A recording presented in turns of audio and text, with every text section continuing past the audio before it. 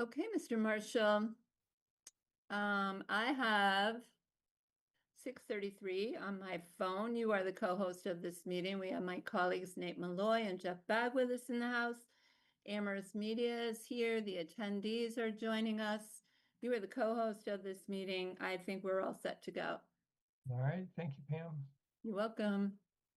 Welcome to the Amherst Planning Board meeting of January 21st, 2026. My name is Doug Marshall, and as chair of the Amherst Planning Board, I am calling this meeting to order at 6:33 p.m. This meeting is being recorded and is available live stream via Amherst Media. Minutes are being taken. Pursuant to Chapter 20 of the Acts of 2021, as extended by Chapter 2 of the Acts of 2023, and further extended by Chapter 2 of the Acts of 2025, this Planning Board meeting will be conducted via remote means using the Zoom platform. The Zoom meeting link is available on the meeting agenda, posted on the town website's calendar listing for this meeting. Or go to the Planning Board webpage and click on the most recent agenda, where the Zoom link is listed at the top of the page. No in-person attendance of the public is permitted. However, every effort will be made to ensure the public can access the meeting in real time via technological means. In the event public access is disrupted for reasons of economic hardship or despite best efforts, we will post an audio or video recording, transcript, or other comprehensive record of proceedings as soon as possible after the meeting on the town's website. Board members, I will take a roll call. When I call your name, unmute yourself and answer affirmatively and return to mute.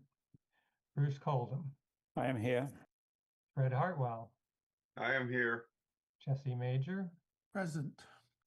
I, Doug Marshall, am present. Angus MacLeod. Present. Johanna Newman. Present. And Jarrah Smith has told us he will be arriving a little bit late. All right, thank you, board members. If technical issues arise and discussion needs to pause, it will be noted in the minutes.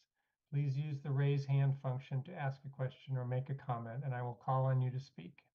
After speaking, remember to remute yourself. To the general public. The general public comment item is reserved for public comment regarding items not appearing elsewhere on tonight's agenda. Please be aware the board will not respond to comments during general public comment period. Public comment may also be heard at other times during the meeting when deemed appropriate by the planning board chair. Please indicate you wish to make a comment by clicking the raise hand button when public comment is solicited. If you have joined the Zoom meeting using a telephone, please indicate you wish to make a comment by pressing *9 on your phone. When called on, please identify yourself by stating your full name and address and put yourself back into mute when finished speaking. Residents can generally express their views for up to 3 minutes or at the discretion of the planning board chair.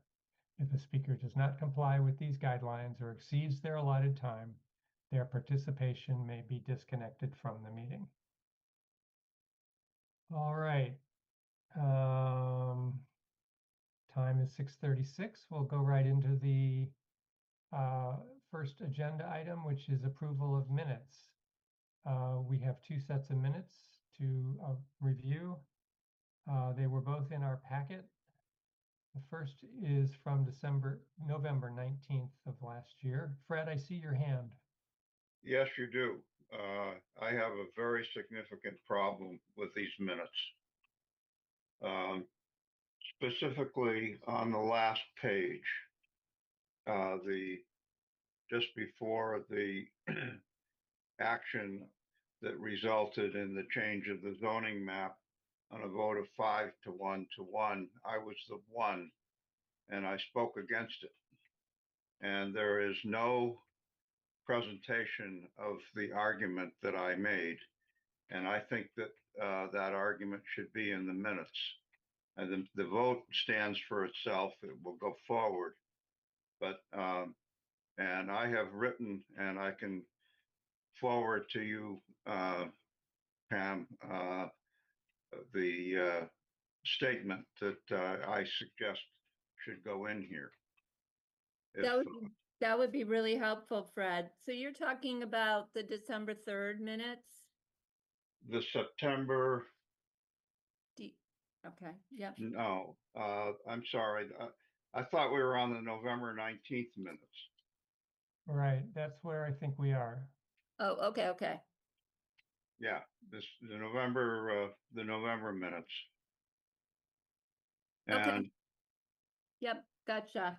So okay, in that case, why don't we just postpone this till the next meeting? Okay. Did anybody else have comments on the November 19th minutes that could get incorporated by the next time? Okay. All right, so I'll send that to yeah, Pam. Fred and Thank you. Pam, why don't you coordinate Thank on that? you. And then we can redistribute them. All right, let's go on to the December 3rd minutes. Any comments about those? No comments. Those were fine. Johanna, I move to approve the minutes from December 3rd. all right, thank you. Anybody want a second, or shall I go ahead and second? Oh, I don't know, Jesse or Angus, one of you. Sure, I'll second that. All right. All right, we'll go through a vote. Starting with you, Bruce Aye. and Fred, Aye, Angus, Aye. Jesse, Aye. Johanna, Aye. and I'm an aye as well. 6 in favor, 1 member absent. The motion passes. The December 3rd minutes are approved. All right, so at this point, we have the public comment period. And so I see 7 attendees from the public. This is the time, members of the public, to raise your hand to let us know if you would like to speak at this time and make a public comment about something that does not appear later on the agenda. So while we're waiting for people to raise their hands, I will, as I usually do, read the names of the people who are showing up as attendees. We have A. Churchill, Elizabeth Vierling, George Ryan, Hilda Greenbaum, Maura Keene, Pam Rooney, and Sarah Barr. All right, I still don't see any hands raised from the public. So I guess I will conclude that there are none at this point for tonight. So the time is 6:41. We'll go on to the next item on the agenda. All right, so the third item on the agenda is Planning and Economic Development Director Jeff Bagg. Welcome, Jeff. Discussion with new Planning and Economic Development Director regarding zoning priorities and the goals of the town manager. Take it away, Jeff. Great. Yep. Good evening, everyone. Thanks for having me. I will be, I think doing this section in coordination with Nate, and really just acknowledging a lot of the hard work that you guys have already done. Just like, I guess, a quick background, for those of you who don't know me, I did work in Amherst for about 8 years, from 2008 to 2016, where I was a senior planner, and I worked primarily with the zoning board of appeals at that time. And as that time went on, I was able to participate in other projects. And then I left Amherst just for some new opportunities and new challenges. And so I spent 2 years working for the Central Mass Regional Planning Commission. So they had an office out in Worcester, and really got exposed to a lot of the activities in Central Mass in particular. And during that time, I was thinking of a couple things that were highlights. Is I actually served as a shared town planner for 2 small towns out there. So I got to really experience very small town planning boards, the town of Rutland and the town of Barry in Central Mass. And so that was really good exposure just to see how, towns without planning staff function. And that was one of the primary goals. And ultimately, a couple years later, the town of Rutland hired their first town planner. And I worked on and kind of led a team to create a master plan for the town of West Brookfield. So then after that, that was when this opportunity in the city of East Hampton came up. That's my hometown. That's where I live. I kind of lived there the whole time. We've lived here since 2010. So that opportunity as a city planner was available, and I got offered that position and really embarked on several different efforts there. But one was to expand that department. So I was able to make a part-time conservation agent full-time. I was able to make a part-time arts coordinator full-time. So this was a period of over 6 years, and manage a staff, several staff people doing very important different projects. And then finally, sort of as a result of that, I was able to make the position change from city planner to planning director. And, I did that, with coordination and relationships with city council and the mayor, and it had to go through process and create the necessary funding for all of those. And then just a myriad of projects, one of which would be like a 40R district was one of the projects that I led, an expansion of an existing 40R on Northampton Street in East Hampton, and just shepherded quite a few projects through. And then more recently, I had an opportunity to work for a consulting firm also out of Worcester. So it's a company called the BSC Group, and so they're multidisciplinary, but 100% of the clients were municipalities, and so that's what I've been doing for the past about year and a half. And I guess a couple of the big projects were out on Cape Cod. The town of Yarmouth went through a local comprehensive plan process, so it's basically their master plan on Cape, and led that, and then a couple smaller master plan projects and a couple site planning efforts. Um, and so then this opportunity came up, and through a whirlwind of activities, here I am. Happy to be here. Welcome. Um, but I'm pretty sure that you must know that as part of this change in the planning department, so Nate's position was advanced to assistant planning and economic development director, and there is like some really high importance to that in terms of the structure. So Nate has a really good handle on the day to day and working with the staff who manage sort of, your board, the zoning board of appeals, the historical commission, and all those other, important functions. So Nate's really in charge of overseeing that, and that's important to allow this position to be higher level and kind of overarching between planning and economic development. And so I started on December 1st and really just been meeting with a lot of people, one or two meetings per day for the past, 30 days, to just reorient myself and, the work that Nate's doing and the other staff, just trying to be really clear that although I worked here in the past, it doesn't mean that I know everything. And so it's gonna really getting reacquainted to everything that's been going on. So I think with that, Nate, I'll shift to you in a second, but I think, the town manager and the town council have established goals. I think they've done this for a couple years, but there seems to be this renewed emphasis on really trying hard to have the various groups in town work to actually help accomplish those goals kind of together as a big team. So I don't know, I'm assuming they've been transmitted out to you. There's 6 primary goals, and then there's action items under each of them. And I know as the planning department, what we're trying to do, and it's early, is look at the projects that we have either underway or are thinking about, and hoping and making sure that they align somehow to at least one of those goals. And there will always be a few that don't, but more and more, housing and economic development, it's actually housing and economic vitality is sort of this overarching bucket, and really to ensure the health and safety of the residents of Amherst and continue making advances in racial equity and social justice. Sorry, I was reading the wrong one. To ensure the present and future economic well-being of the town, and to ensure access to safe, affordable, attainable housing for low and moderate income residents as set forth in the town council's comprehensive housing policy. So that's really this overarching charge for us, and alongside all the great work that this group did to get the housing production plan adopted. So, I think with that as an overview, Nate has really been working with you all on the priority list. And so I don't know how best to initiate this discussion, but the list has quite a few items.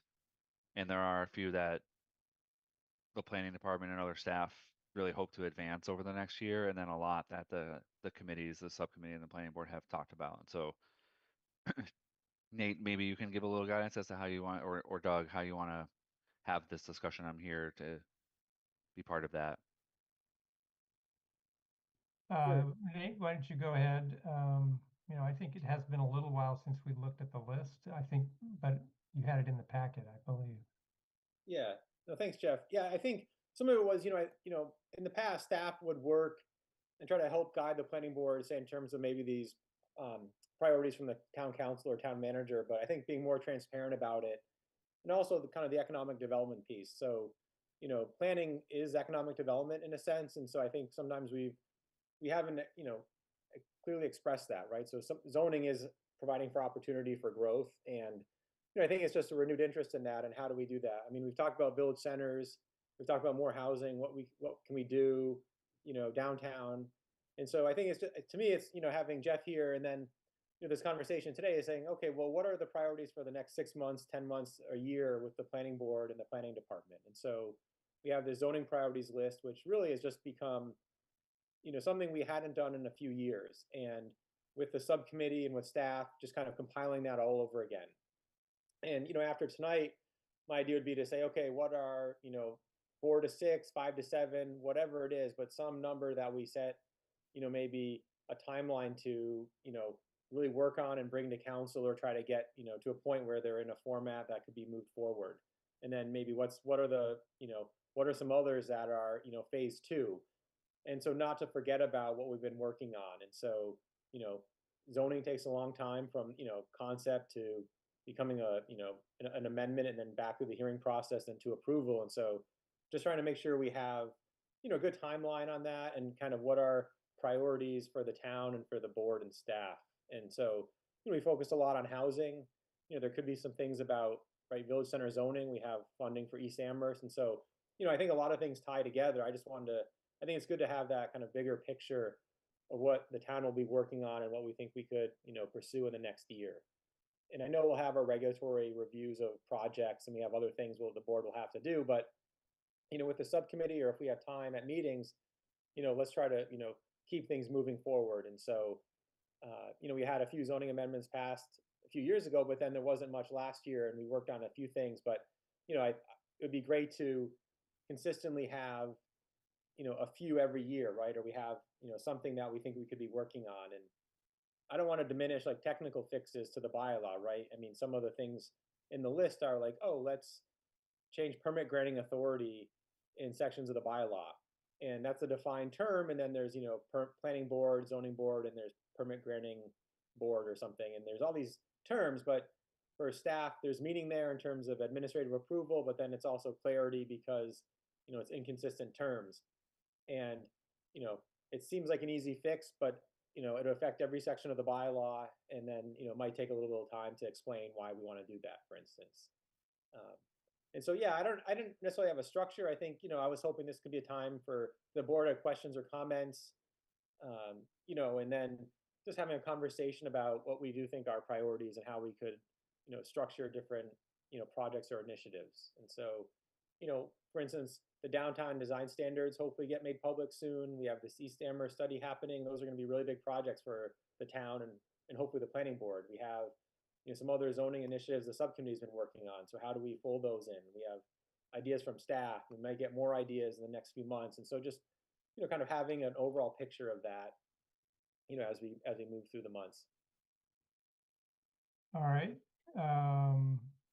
So Nate, are you thinking you will show the list on the screen, and we're going to have a conversation about which ones seem to us to be priorities? I mean, I know you guys, you have the downtown design standards that the town has invested a lot of money in, and some community members, including Bruce and me, have spent a fair amount of time looking at, but the rest of the board doesn't know. So that's probably a pretty major initiative for this year.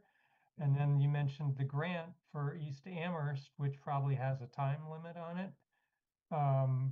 You spend it or you lose it. So that might be another major thing or, and then you probably have certain technical things that you'd like to do that are staff sponsored, and then there's all the other ideas. And is that kind of is that what you want to talk about, all the other ideas? Yeah, and I think like Jeff mentioned, kind of the goal of housing and economic vitality, kind of the umbrella of what is that, and there's a few others that the council, other categories they have for the town manager, and just saying like, okay, well, we've been focusing on housing.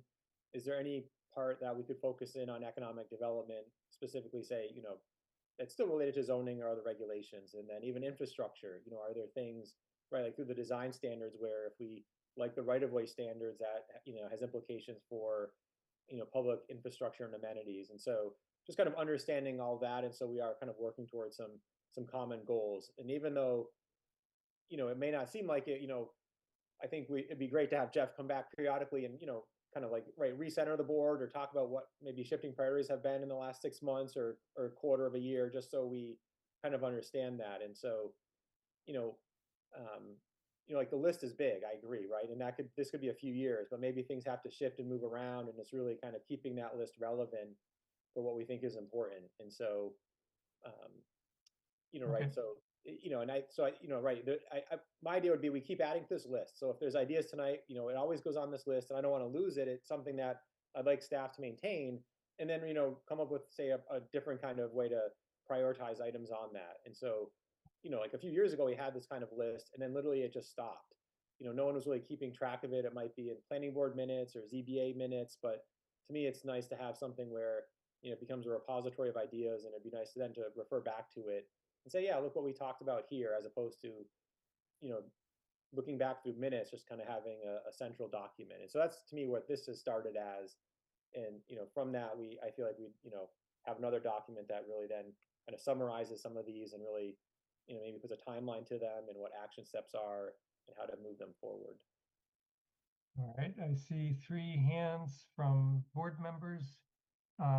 Before I call on them, Jeff, I saw your hand for a minute and then it dropped. I'll give you one last chance to say something else before I go to the board members. Thanks. I think I'll wait. I'd like to hear, what Okay. the 3 board members say, but there are some more. There's some discussion to have, but I think I would defer to the 3 members to see what your initial reaction is first. Okay, Jesse? Thanks. I guess this is a question for you, Jeff, since you're here, and I'm hoping you can share different perspective, some different insight. I can, like all of us, I'm sure, completely agree with this 4th point, right? To ensure economic well-being and attainable housing in Amherst.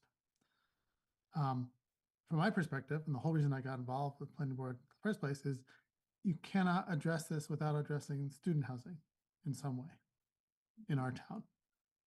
And that conversation doesn't show up here in the goals, which maybe is okay. That conversation, I feel like, does not happen a lot in other circles that I've seen other than planning board and subcommittee. And so I'm wondering if you could share with us your perspective on the town manager and the council and your own perspective on how do we address this? Because in order to do, again, in my view, in order to achieve that housing for year-round residents, we have to also figure out how to address the student housing ratio issues that we have in our town. So I'm hoping you can share with us what kind of appetite you have, what kind of appetite you think the council has, the manager has, for some of the things we've been talking about, which are all basically ways to either restrict or limit or just organize student housing to allow for this other type of housing, so it doesn't just get gobbled up by student rentals. Yeah, obviously that's one of the biggest issues, and you're right, it's not really in the these are labeled as the town manager goals, but I think that they are sort of confirmed and ratified by the town council, so we're assuming they're kind of one and the same.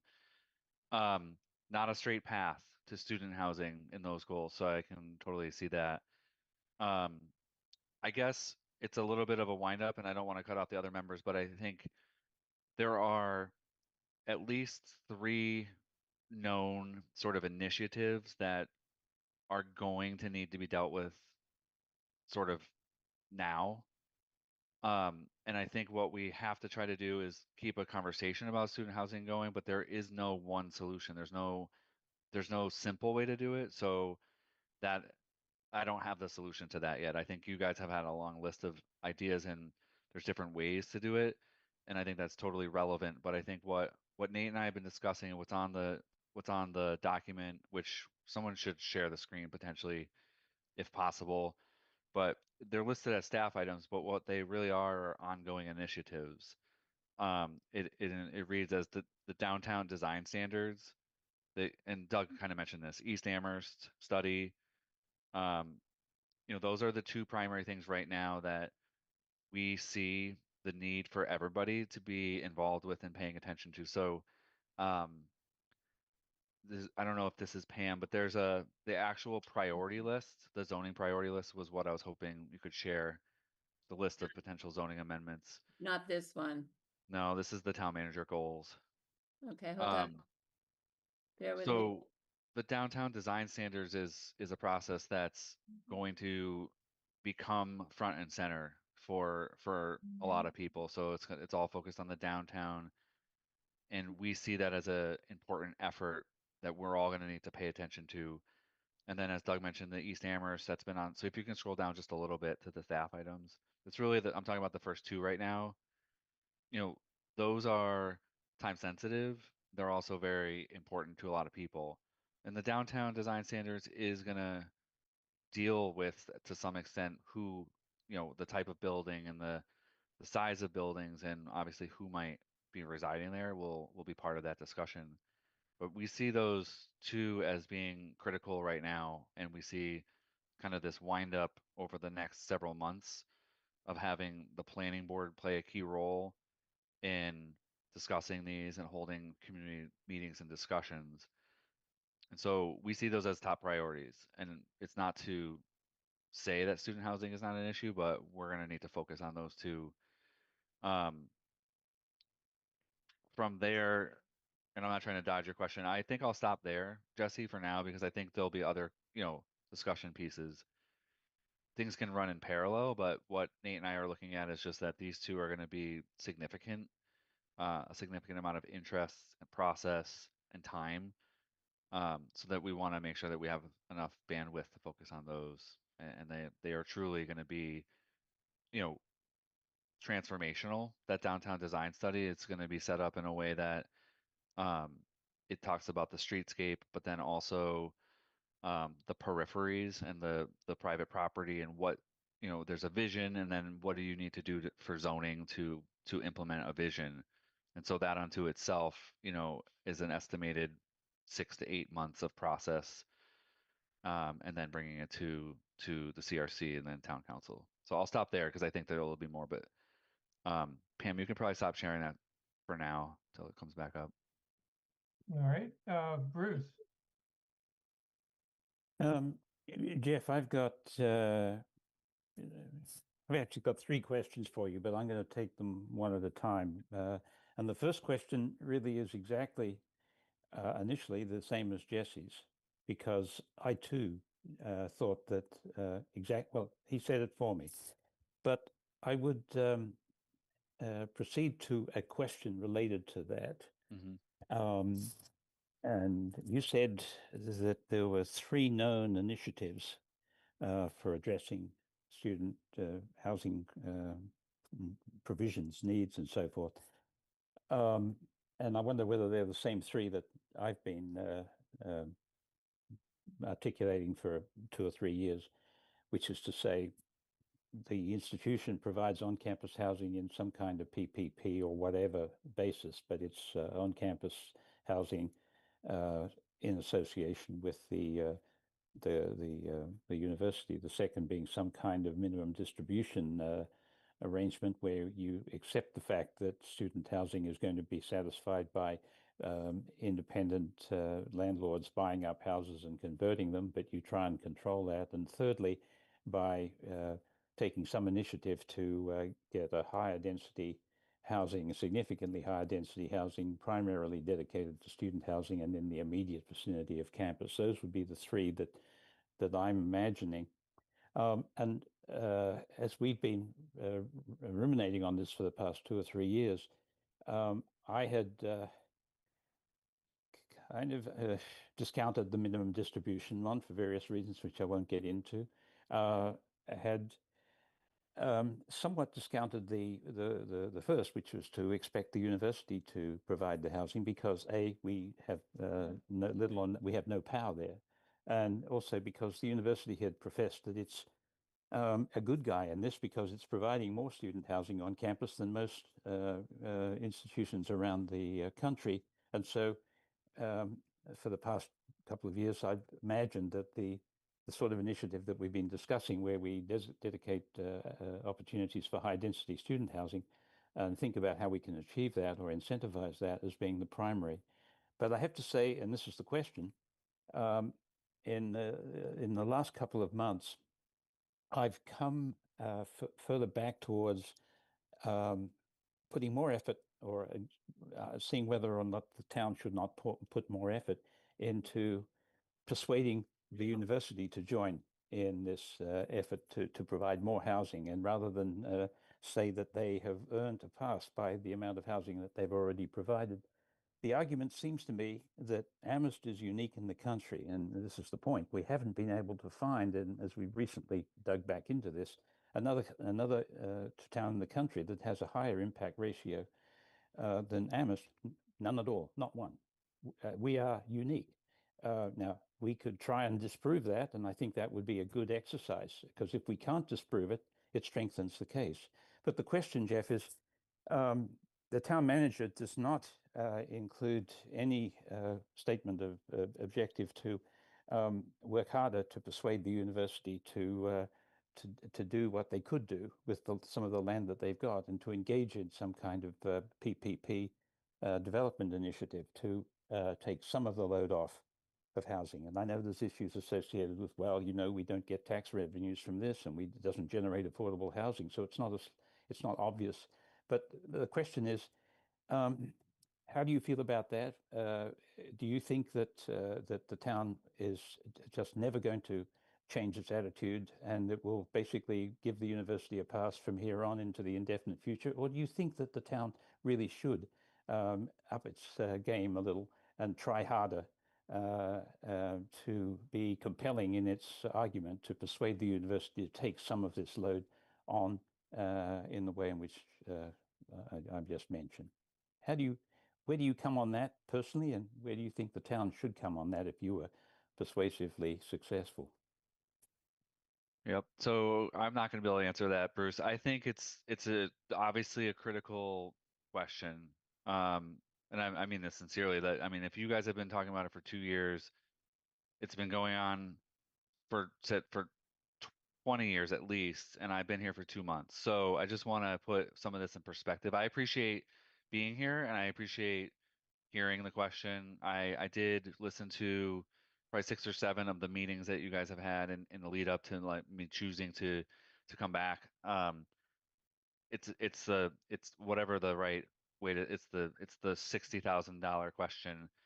Not equipped to answer that today, but I think I've had meetings with the community relations folks at UMass, many of the people that you probably know, but that's an office that at least, at my level, I'll be engaged with talking to them. And then they have, what's called the Amherst Campus Council, which is the regional focus. It's on, how UMass can support economic development throughout the region. So I will be appointed to that group. And they've met supposedly 3 or 4 times, but there's a meeting coming up in February in which I'll be at that meeting.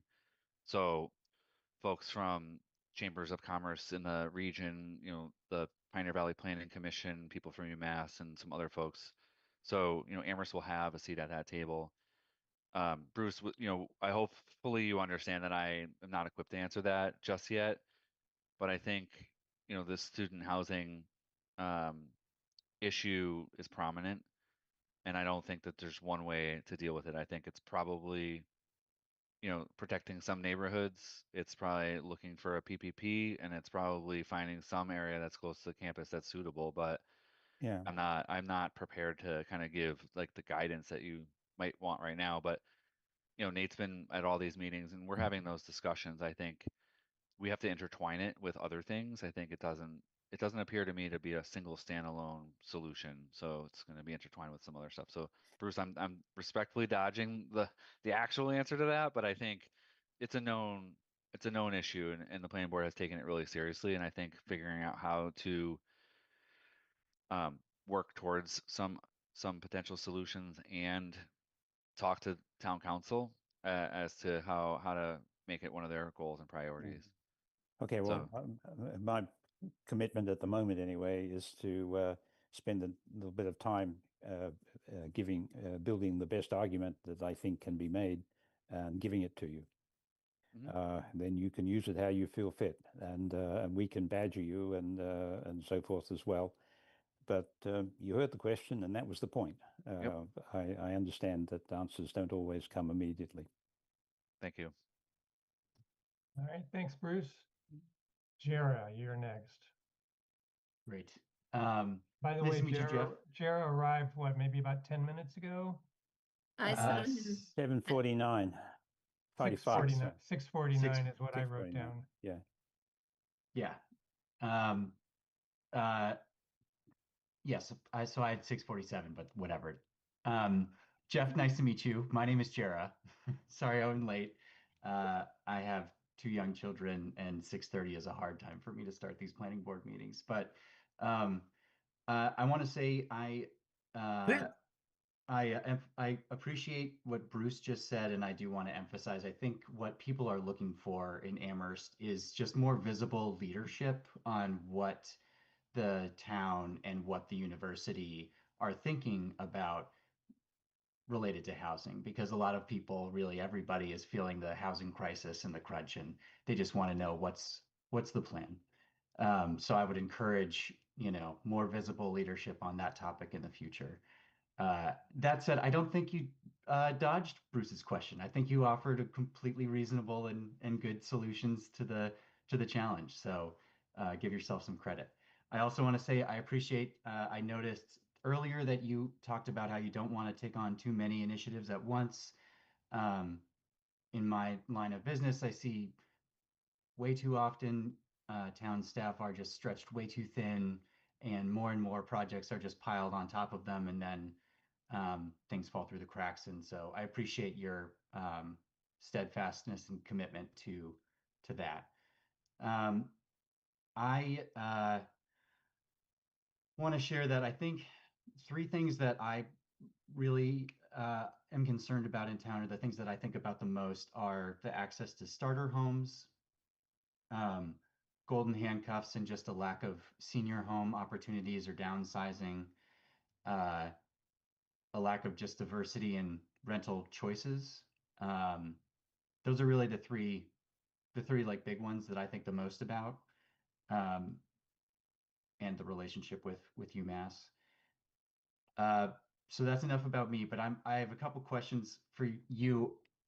I'm curious, and I'm sorry if you got into this while I was putting my son down, but I'm curious how you think about addressing how you think about economic development and planning. Like, is it a comprehensive approach or more of a piecemeal approach? I know that at some point in the future we'll be having a master plan update.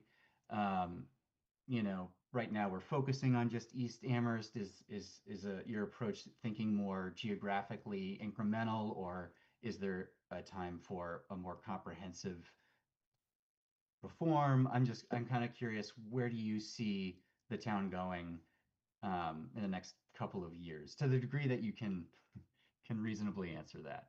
No, I appreciate that. It's a little bit more packaged, so I think I'll explain to you my thoughts on this. I mean, in terms of economic development, it really is something that means something different to everybody. So pretty cognizant that it's not just one term with one thing attached to it. And so kind of the approach that I'm already starting to take is just it's a little unfortunate, because it's almost like starting over. But there was a economic development director for a couple of years, and the person started and didn't finish. And so even just in my, I have this great opportunity where I know just enough about Amherst so that I know something. But in coming back, I was really trying to find information and look at the website and look for where information exists, and the economic development component was left undone. There was an effort in 2018 and a little bit of data in 2020. But that is pretty outdated. As a result of the pandemic and all the wildness that's been happening, that information that we have from 2020 and 2018 is not useful. So my first order of business is, with some available funds that have been accrued in capital planning, and bringing in a consultant to just update the economic development metrics, just get us up to date with data. So what's the economic Smart. market? Where are people spending their money? Where are people leaving Amherst to spend their money? There's a whole slew of things that is just baseline information that Yeah. we can't really do much without knowing the new data. So this is kind of like a small, quick project, and with the experts who know what they're looking at, we've asked them to identify a few action items, things that are critical to do. And it's not figuring it all out, it's just identifying the action items. And then it comes to this bigger project where, again, submitting through capital planning, requesting some additional funds to do an actual economic development plan for the town. And that's a longer process, a year and a half, where we're going to be actually out in the community talking to businesses, holding forums, finding out people's preferences, looking at the village centers, looking at the downtown, and really just doing a really comprehensive economic development plan, which doesn't exist. Awesome. There's quite a bit in the master plan, but if we're not really able to use 2018 data, some of that stuff from 2010 just doesn't, it's not updated enough. So within the first year and a half, that's my plan, is to give the town an actual plan for economic development, and it'll be a big umbrella with a lot of activities and a lot of different things that would um, need to happen to kind of bolster the great things that are already happening. And so that's the way that I'm approaching economic development in terms of a plan.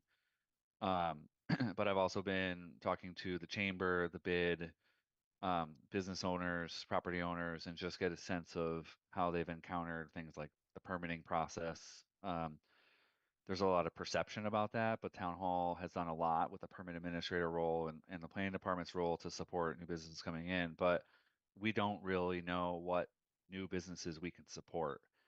We don't know what the market is. We don't know what they're looking for.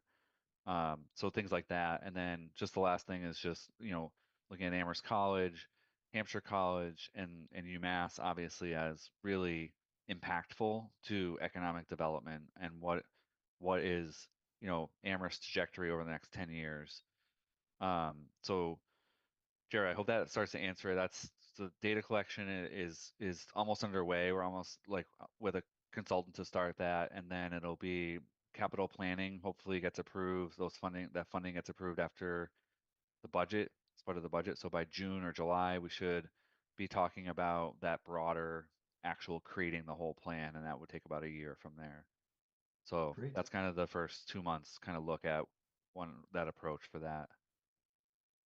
And Thank you. and I think it's really obvious, hopefully to this group, but to anyone who's listening, is housing is intertwined with that. So housing is economic development for the town, but it's also necessary for businesses to bring in employees and things like that. So Yes. we're in a really good spot because the housing production plan has all that new data and information, and so the consultants have access to that. So I just wanted to actually just say that out loud, that's a part of this. Great. Thank you. All right, moving along to Angus.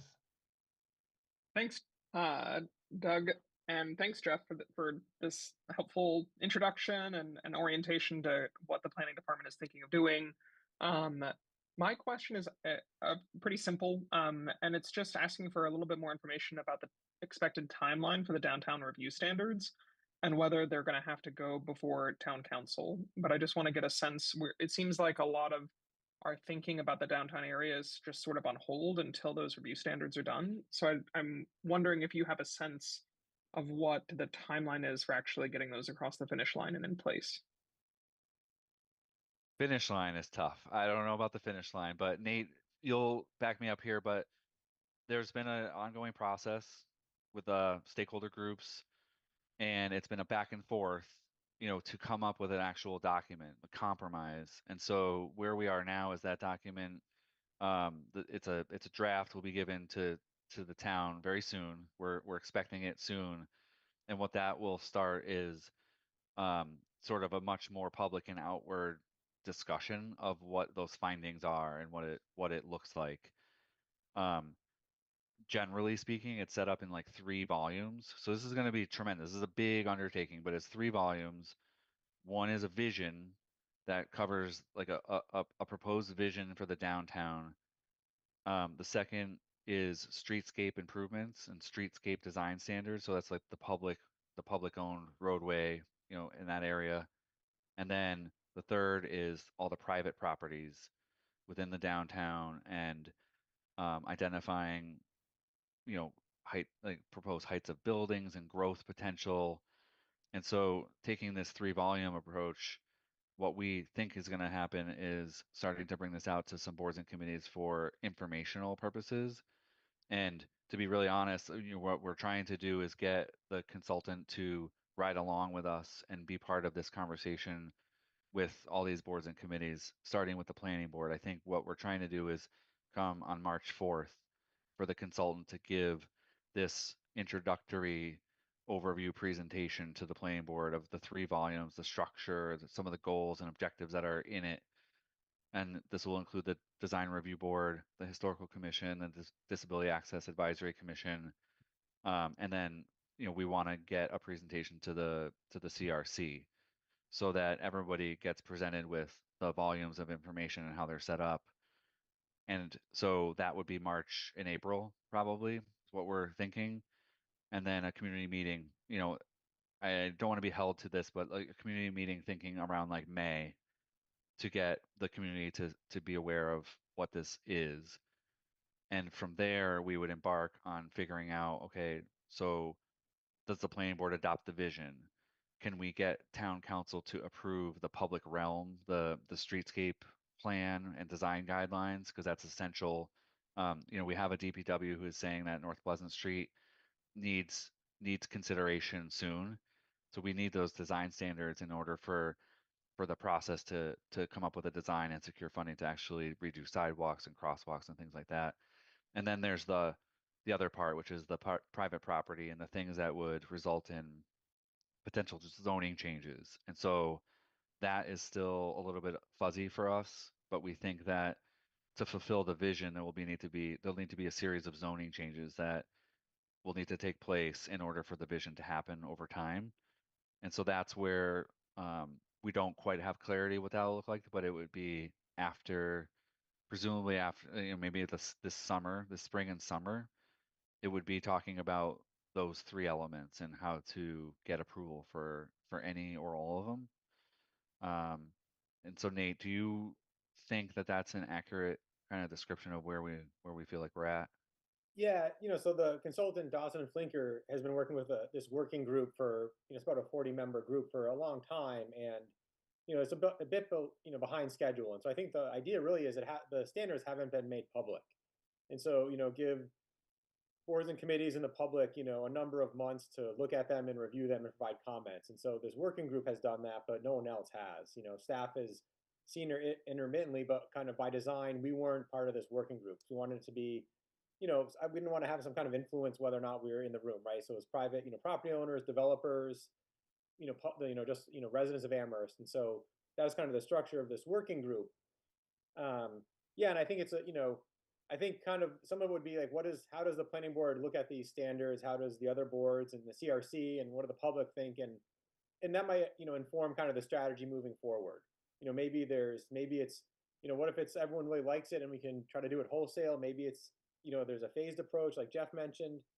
It could be that the planning board likes some of the design standards and we could adopt them without them being a zoning change, right? Maybe they can help the board review projects in downtown and village centers, and so they could, be incorporated into the rules and regs. I think there's probably a lot of, a few different ways it could move forward. I think the first part will be really kind of understanding, as Jeff mentioned, does the planning board and others, do they like the vision that Dawson and Flinker came up with? And if so, then how do we get to that vision through, regulatory changes or zoning changes? And so it might seem as simple as like, oh, we want a 15-foot wide sidewalk in our downtown, but the property lines and the setbacks aren't, so consistent that we get that. And so it might be that we need kind of a variable setback, front setback in the BG and in the downtown, so we get this nice generous sidewalk. And so, that might be easy to understand, but then it's like, okay, how does that actually work in terms of zoning? And how do we change that mechanics of that setback and maybe building height or, different things in terms of say roof design. And yeah, I think it'll be a lot. I mean, it's, 3 volumes, there's a lot to each. So it's not like a 20-page document. There's a lot to look at.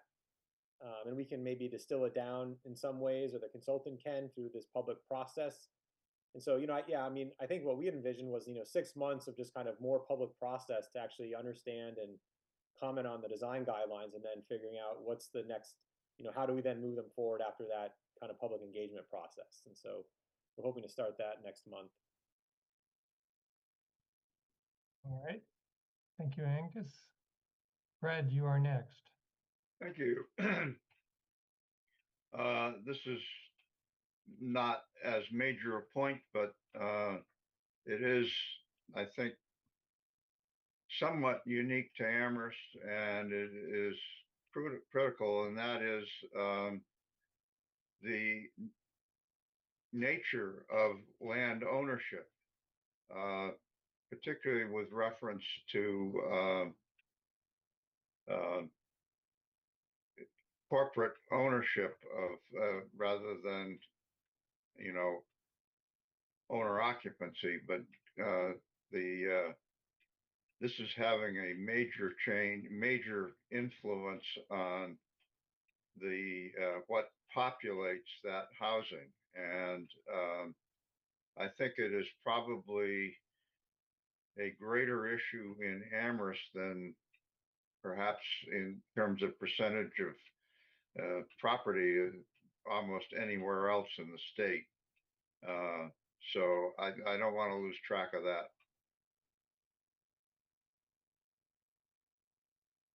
All right. Thank you, Fred. I mean, kind of in follow-up to that, Jeff and Nate, you've heard a lot of this conversation. We talked a lot about occupancy of houses and whether there was a way to restrict the types of people that could occupy a house. And we've talked, Fred's brought up ownership. Neither of those facts, let's say, are usually subject to zoning. And so I've felt like we needed to stay in our lane and focus on the zoning and leave the restrictions on occupants or the restrictions on ownership to, some other entity that has that as their charge. I don't know who that is, but it does keep coming up. And so, Nate, you've witnessed it. Jeff, welcome to town. And if you have any ideas for how to get a handle on that and have some regulations that influence that, there's clearly an appetite for it. There's a lot of different opinions about what should be done in those areas, but that is something that we've had trouble with.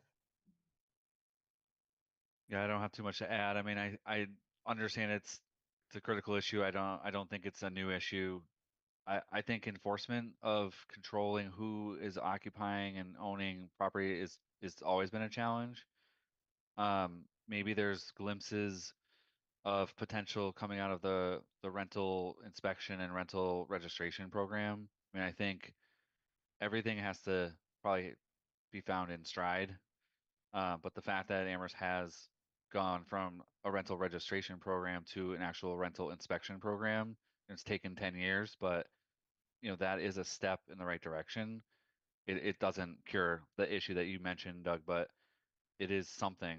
And I think we have to keep poking at the edges. But the mantra is that zoning is potentially not the right tool to regulate occupancy and who occupies a building. Well, if I could say one other thing, you know, those two facts that are difficult to regulate.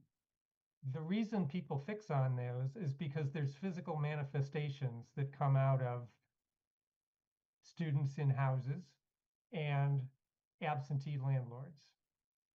And, you know, the town, through its bylaws, not necessarily zoning bylaws, but sort of general bylaws, can regulate the physical behavior that is visible on properties. So, you know, if there are 5 cars parked on the lawn across the street from me, that could be prohibited, regardless of whose cars they are, or who owns the house.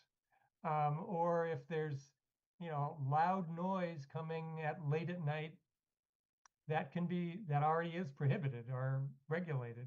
Mhm. So there are ways to do it, but not directly through the facts that people fixate on. Yeah, I'm by no means minimizing the importance of that whole discussion. Um, it's a known issue for sure. Okay. Fred, did you have anything else? No, I'm good with that. Thank you. Okay. All right. Thanks, Fred. Bruce, back to you, and then Jesse. Okay. Jeff, this is the second question, I guess. Uh, it was formed before you said what you said about, in answer, I think, to Jer about as you move forward with the capital economic development plan, you would include, you would, among other things, be talking with um, property owners and people in town and so forth. As I've, in the last week or so, particularly have spoken to some property owners and developers, Cinda Jones among them, because she lives up this end of town and I know her. But I've also spoken with Barry Roberts, and I think Angus has spoken to Ron Laverdier, and I know Carl Wilson is part of, as a developer, is part of the downtown standards kind of review committee or what have you. So when I was involved in the comprehensive plan initiative 30 years ago, at the beginning of, I think, it was, we just, John Kuhn and I were co-chairs, and it was just really difficult, it seemed, that I can recall at the time, seemingly impossible to get the property owners in downtown to participate in the comprehensive plan. And I thought that that was, but that seems to have changed in recent years. So the question would be,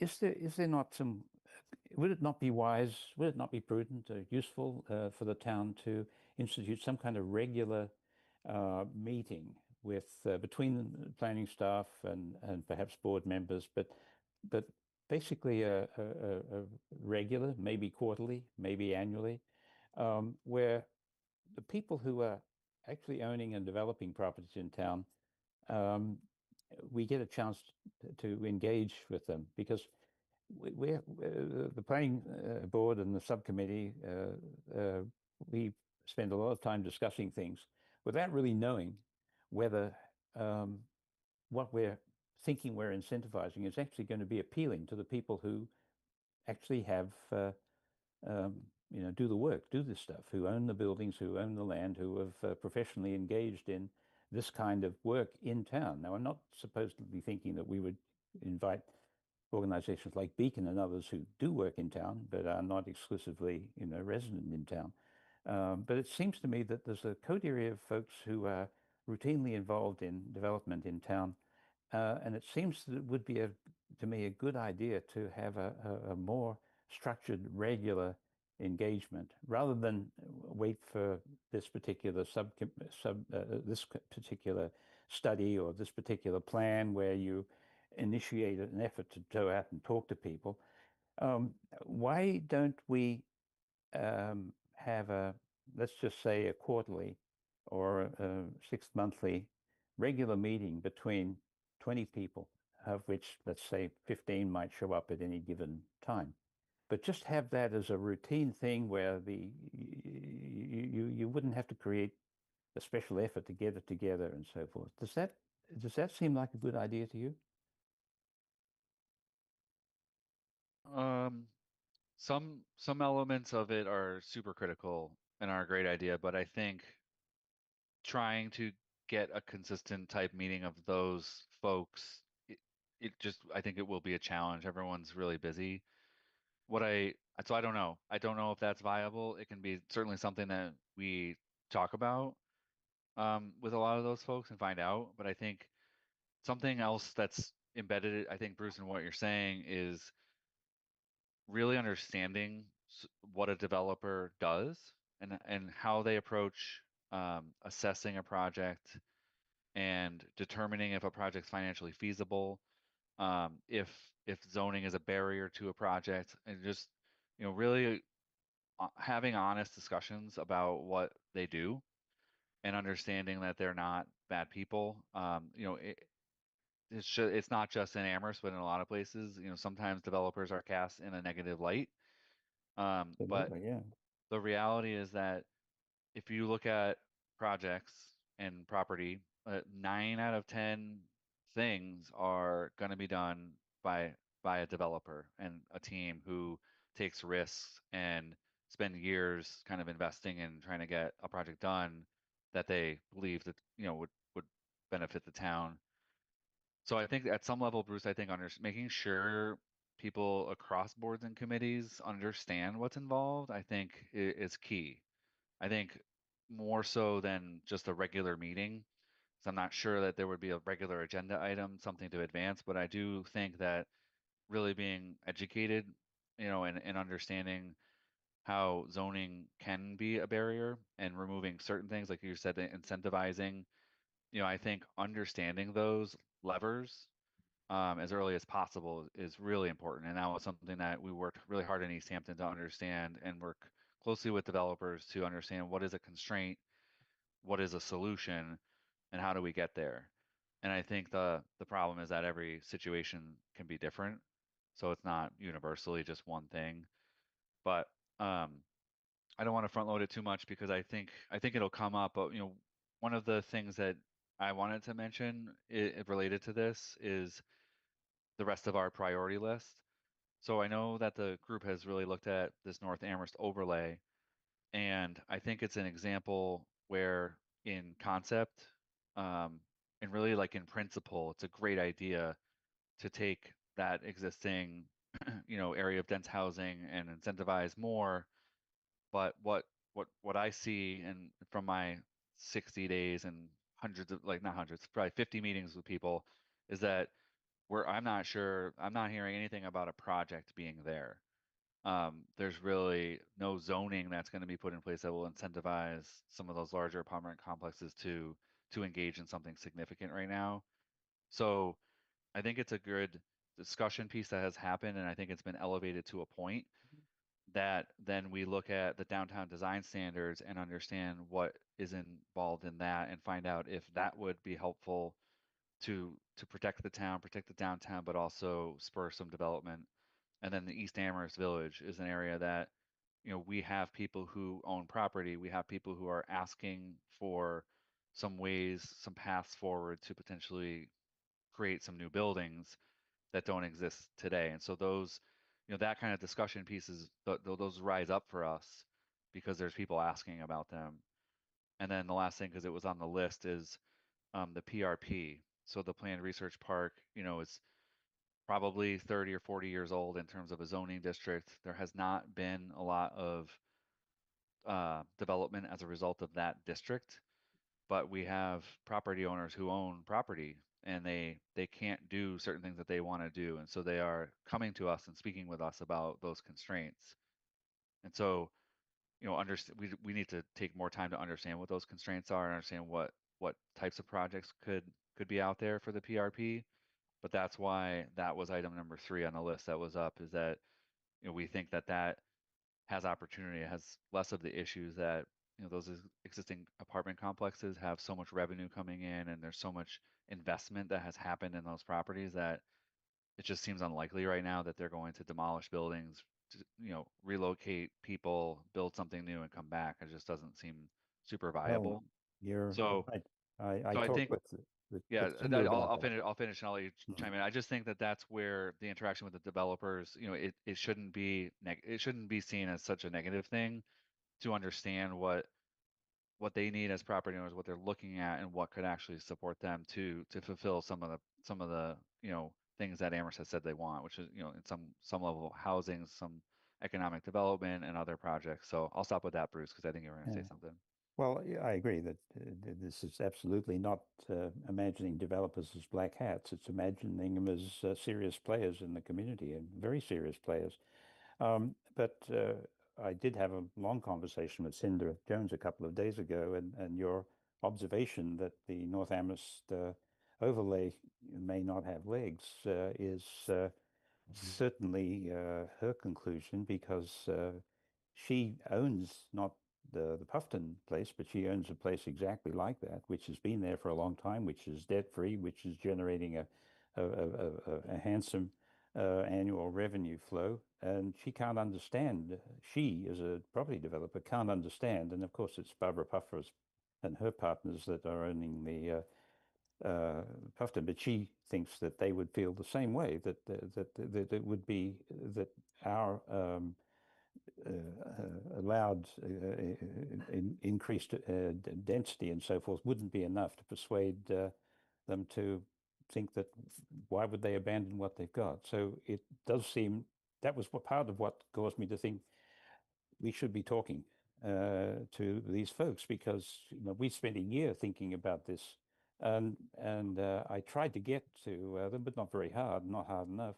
And I think that we need to, if we're going to be trying to imagine ways that will cause people who own current properties to redevelop them, because that's where we are now. There's not a lot of green space left. It's redevelopment. And so then you're talking to, you've got to understand, I think, how these folks think. Otherwise, we're not going to be spending our time effectively. And it seems that perhaps we are guilty of not really getting enough wisdom or information, let's say, from the folks whose properties we've been trying to insert ourselves into. Yeah, and I think the silver lining right now is that the downtown design process has had those people embedded in it in terms of the discussion. It's had residents and property owners to have these robust discussions already. And then there's this compromise, neither side's happy, but it's a compromise. So the good news is that the downtown process has had them engaged from the beginning. And then with the opportunity with East Amherst, with the support, with the grant funding and things like that, I think we can take the lessons learned and we can embed more of those discussions in the East Amherst approach right from the start. And we know that we have property owners who are interested in considering options in East Amherst, so it's a good opportunity to do that, along with the residents and people who pass through there and things like that. But I think having them at the table, those two, and even the PRP for that matter, I mean, they're all good examples of where we think, moderate with moderating it somehow, but understanding who the property owners are and what they're interested in doing. I think we have three really good opportunities to kind of explore that route. Okay, thanks, Jeff. Jeff, do you envision you or Nate, based on what you're hearing in the conversations that you do have with developers, at certain points coming to the board and saying, hey, we've heard about this kind of thing. This is the kind of thing that the developers are saying would be helpful, and using the board to basically get a broader perspective on whether that's a good thing to do in terms of the town's general development, or and in a sense we respond to what we're hearing from you and maybe focus our efforts in the direction that you're hearing about as having some potential. Because we already get accused of being in the pockets of developers. So if we're publicly responding to requests from developers, it's a good thing, I guess, if the town is supportive of that, or, we become the bad guys and we should just be not being receptive to that. Yeah, I appreciate that. It's somewhere in the middle. Like obviously, no one wants to be in the pocket of a developer. That's not what we're talking about either. But we also don't want to be doing something blind of a property owner or a developer who can put numbers together and tell you like, does the project work or not? So we want to be in the middle to have information flowing. Nate, I want to have you chime in, but one thing that so the East Amherst process will have some kind of public, have public discussions and a public meeting embedded in it. And so Nate, correct me if I'm wrong, but we talked about one of the really successful things about the North Amherst overlay was how you hosted a forum for people to come and talk. And I think that would be something that we maybe would want to replicate with the PRP. This is broad areas, and that might be like a process that we can replicate for even just starting to discuss the planned research park areas, because that seemed really successful, and then having that be the basis to move forward on other ideas. But Nate, you raise your hand. I don't know if you want to chime in. Yeah, thanks. I see Jesse, your hand's raised. Yeah, I was gonna just say, I stepped away for a second. I like Bruce's idea in that, I think staff, we say we will meet with property owners and developers, and sometimes it's in response to a single issue.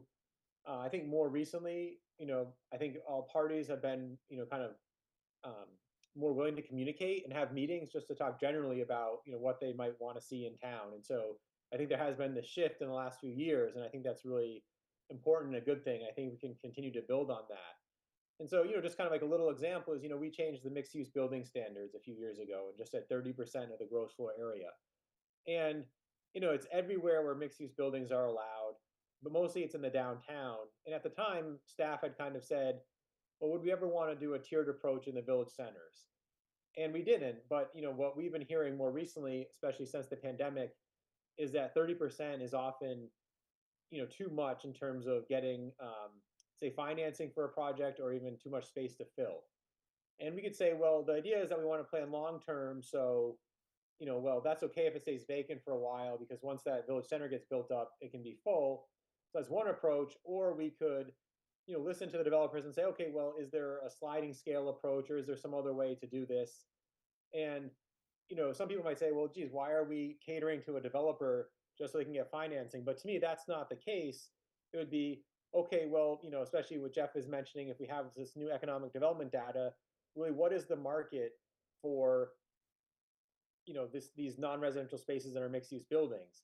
And so maybe we keep the percentage, but what we allow in that mixed-use space has to change. Right now, we're really saying it's kind of the traditional retail space, but maybe it could be more, clean manufacturing, like fabrication labs, or whatever, some kind of something that right now isn't allowed in zoning because traditionally it was considered an industrial manufacturing use. And so, I think, for instance, having those conversations is really helpful. When Tom Reedy came to the planning board at the last meeting to, for a conditions of University Drive, we kind of asked him some questions, that were somewhat related but kind of tangential to that meeting. And it was great to just have that conversation. He was willing to answer questions about, okay, how was this project permitted, almost 10 years ago, and what were kind of the barriers and what would be different now given that there was the overlay, and what was his perspective on kind of the permitting then and what could happen now. And just even that 10-minute conversation was really, to me, like it clarified a number of things, and I think it, to me, would raise more questions and help clarify things and say, okay, well, do we then look at other parts of town? Is it the parking? Is it a special permit? Is it how we define certain things that, if not barriers, are developers might have questions? And so I think those are really helpful conversations, and we've never really had it publicly before. And so it is kind of an interesting idea of how do we engage that periodically to know that our efforts are going to be fruitful. So sometimes we talk about changing inclusionary zoning. I think that's a great idea, but what if it deters development, right? And a consultant has always said that, like, what's the nexus between what you want and what you can get, and is it reasonable? And so we might think it's reasonable, but we might need to hear from all different perspectives to know that it is reasonable.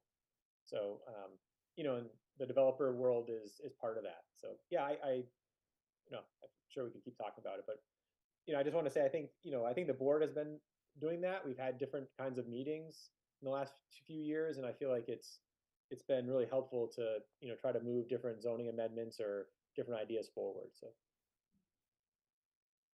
I'll just make one comment on that before I go to Jesse. I could imagine, or maybe I will just recommend to you, Nate or Jeff, that you just sort of have a list of who are the players in development in town and make a point of having a conversation with them.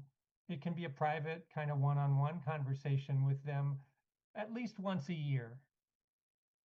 Just what's working, what's not, what are obstacles, what would you like, so that you can then pass along to us your impression and your sort of synthesis of what you're hearing. And it doesn't have to be a public meeting, with an agenda or something like that. I mean, it's a variant on what Bruce was suggesting, but I think that would be a more natural way to, not take their time with, an agenda that doesn't work for them or a time, but just to keep informed. Okay, Jesse. Thanks. I won't rehash lots of what's been said. Mostly, Jeff, I want to say thank you for coming and listening to our impossible questions with no answer. In my regular life, I'm in that situation a lot. So thank you. I really appreciate it. I did want to make, I guess, one comment, which is a couple months ago, I spent far too long looking in past minutes of planning board and town meeting and so on. And this harkens back to something you said initially, Jeff, was that this problem around student housing and our ratio here is not new. Yes, it's been known for 20 years. Yes, it's been discussed for 20 years in various formats and various boards, literally verbatim conversations from years ago we can find in the minutes.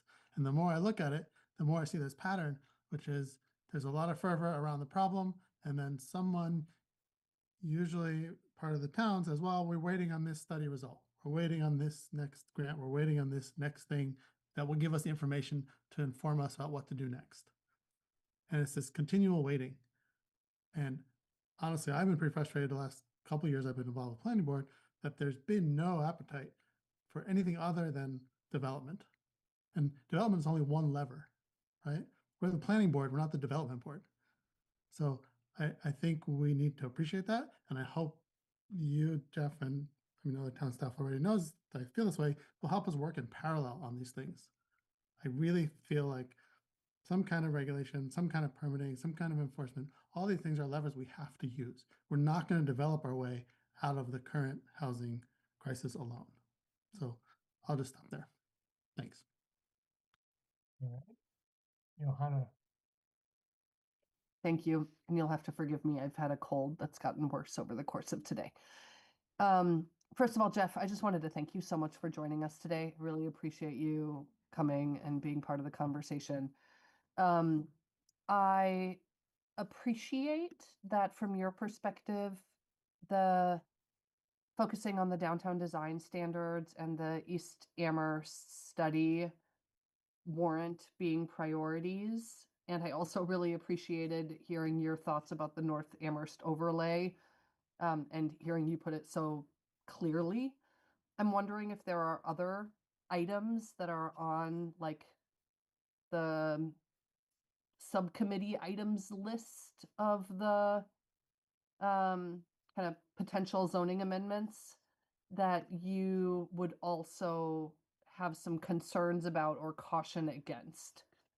Or if there are some where it's like, oh yeah, you guys should totally, like from my perspective, those are, these ideas are synergistic with what the town is looking to do. Thanks, that's great. And I appreciate your kindness. I appreciate that a lot. I mean, I think the two things that I think I want to try to mention, there's technical fixes. There's a series of things that have been on the list that more like honestly are kind of like quick fixes, but when we would want to bundle them together and kind of bring them through the process together for efficiency. So there's probably like 4 or 5 of those.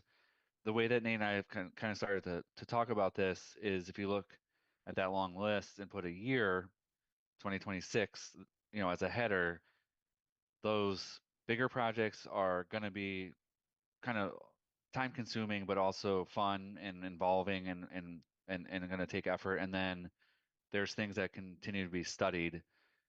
But then we also want to bring some zoning amendments into the process for this year, and then things that arrive for 2027. So technical fixes are something that's on the list that while we're going through those more fun and robust processes, we could probably handle bringing some technical fixes in.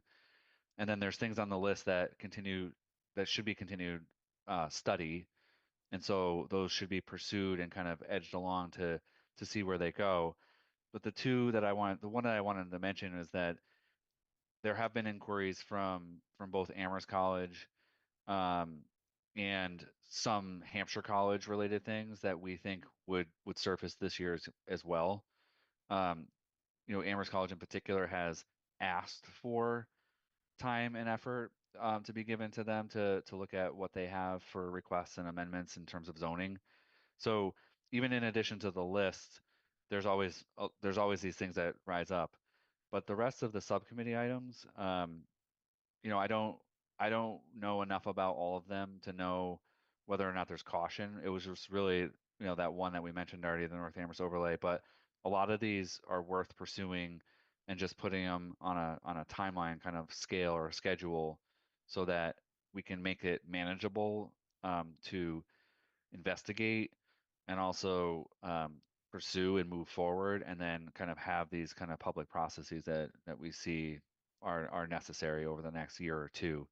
And so that was something that Nate and I were talking about this list, and I think we wanted to talk to the planning board before we reorganize it again.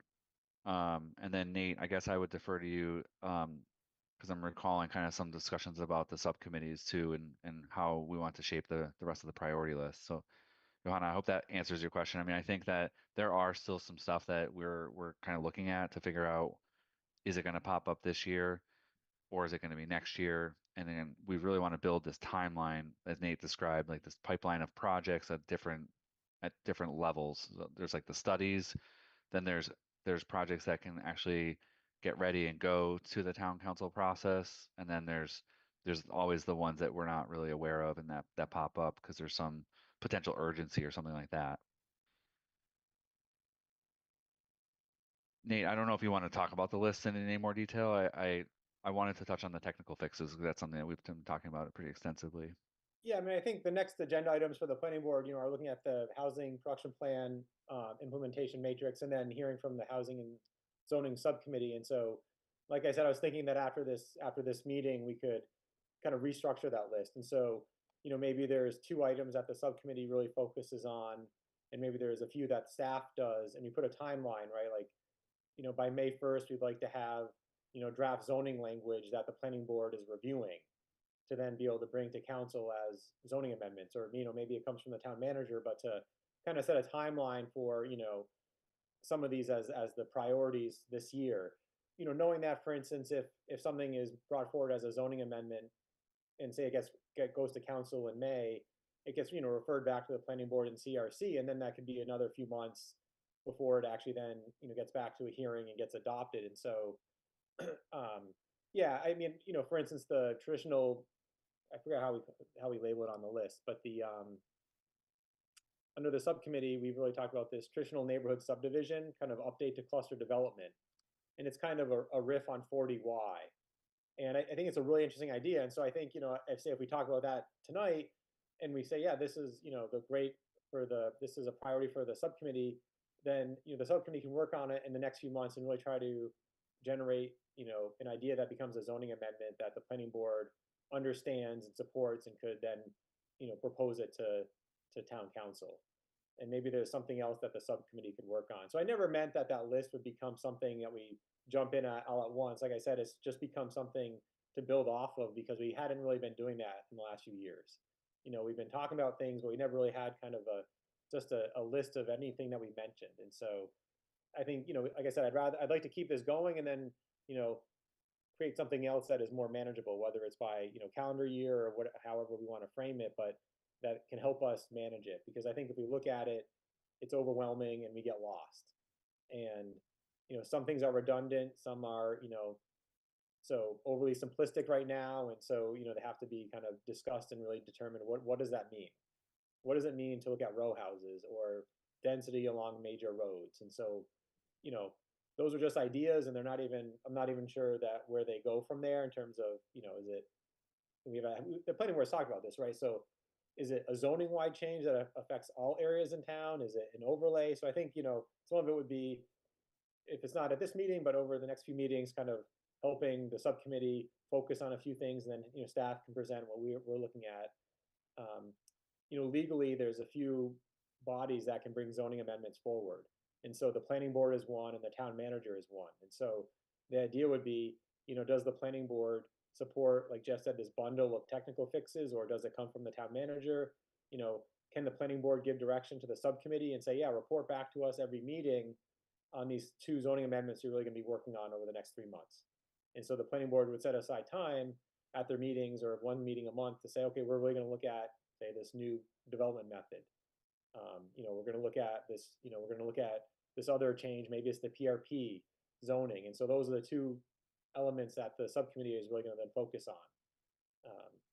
So yeah, I don't necessarily have, I don't think we have to look at the whole list, but I think some of it would be, over the next, 2 items, how do we talk about it? In terms of the housing production plan, it was recently adopted. It was sent to the state for approval. And we'd always said that we'd like to meet with the Housing Trust and maybe the CRC and kind of talk about, well, how do we work together to implement some of those, some of those strategies and objectives? And so it was on the agenda tonight just to have the planning board kind of refresh ourselves and not necessarily make decisions tonight, knowing that, probably in the next month or 2, we'd meet with the Housing Trust and say, okay, well, who's working on what? And so, does the planning board stick within the lane of trying to do land use regulations, and does the trust work on other implementation strategies that might have to do more with financing or outreach? But, or do we kind of share some responsibilities? And, the trust, for instance, could look at a zoning, amendment, right? They might say they really are interested in changing inclusionary zoning or something. And so just kind of having that conversation in the next, 1 to 2 months. And so, I think housing is a big deal. We talk about it a lot. And so really, with this plan, kind of how do we really implement some of those strategies in the plan, because they're broad, right? So they talk about infill development, but they don't talk about what is the actual regulation that changes to do that. What's the missing middle housing? Is it 8 to 12 units? Is it 12 to 20 units? Is it just putting apartments everywhere in town, or is it more nuanced? And so the plan doesn't, it gives us the direction, but it doesn't really tell us the mechanics of getting it done. And that's kind of where the conversation could go. And maybe we find one amendment we want the planning board or staff to work on, in the next 6 months from that.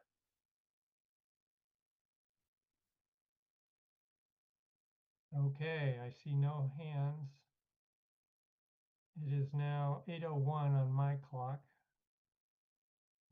We usually take a break around now. Jeff, have you heard what you were hoping to hear tonight? Should we end your agenda item and move on after our break? I think that would be great. I appreciate that. And I appreciate kind of, just to reiterate, I did watch a lot of meetings, since my process started in May. I have some familiarity, but hearing directly from you guys is great. And I think Nate and I should be getting back together, and I would like to look at the list. And if I heard it correctly, some items to address student housing are missing. But then maybe we look at this list and help prioritize it and put them together so that there's like a flow as to how some of these things could get accomplished over a period of 1 to 2 or 3 years. And then I think really looking at what the housing production plan adds in and aligning that, and then finally kind of how the town manager goals fit into this. So maybe that's something that Nate and I can work on and provide an updated document for your next meeting, just for you guys to keep considering this. But I do really appreciate the tremendous amount of time that you guys have all invested in this, and I'm here. I probably won't attend every meeting, but I do want you to know that collectively we all want to start swimming in the same direction. So that's a sort of a primary goal here is to have that happen. All right, thank you. Great. Thanks everybody. Thanks, Nate. All right, time is 8:03. Why don't we take a 5-minute break? Try to come back at 8:08 or right around that time.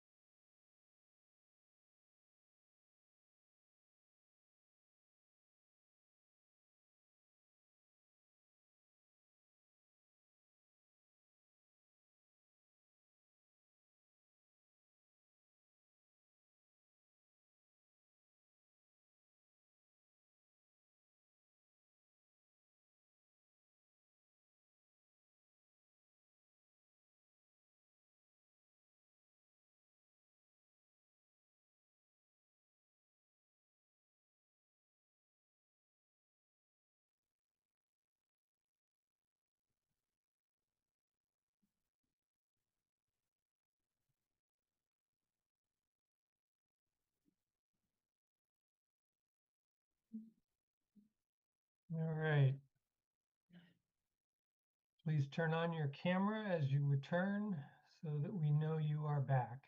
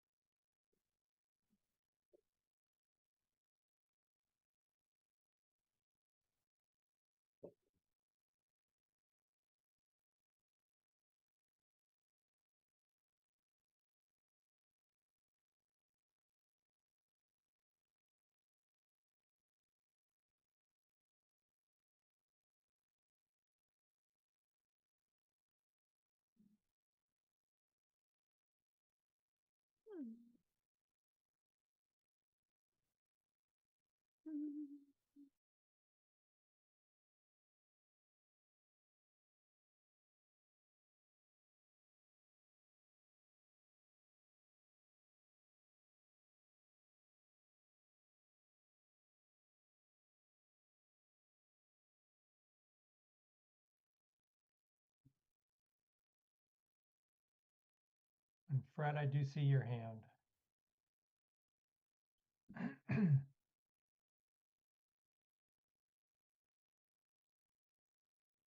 I just have something for Pam. It's not really part of the meeting.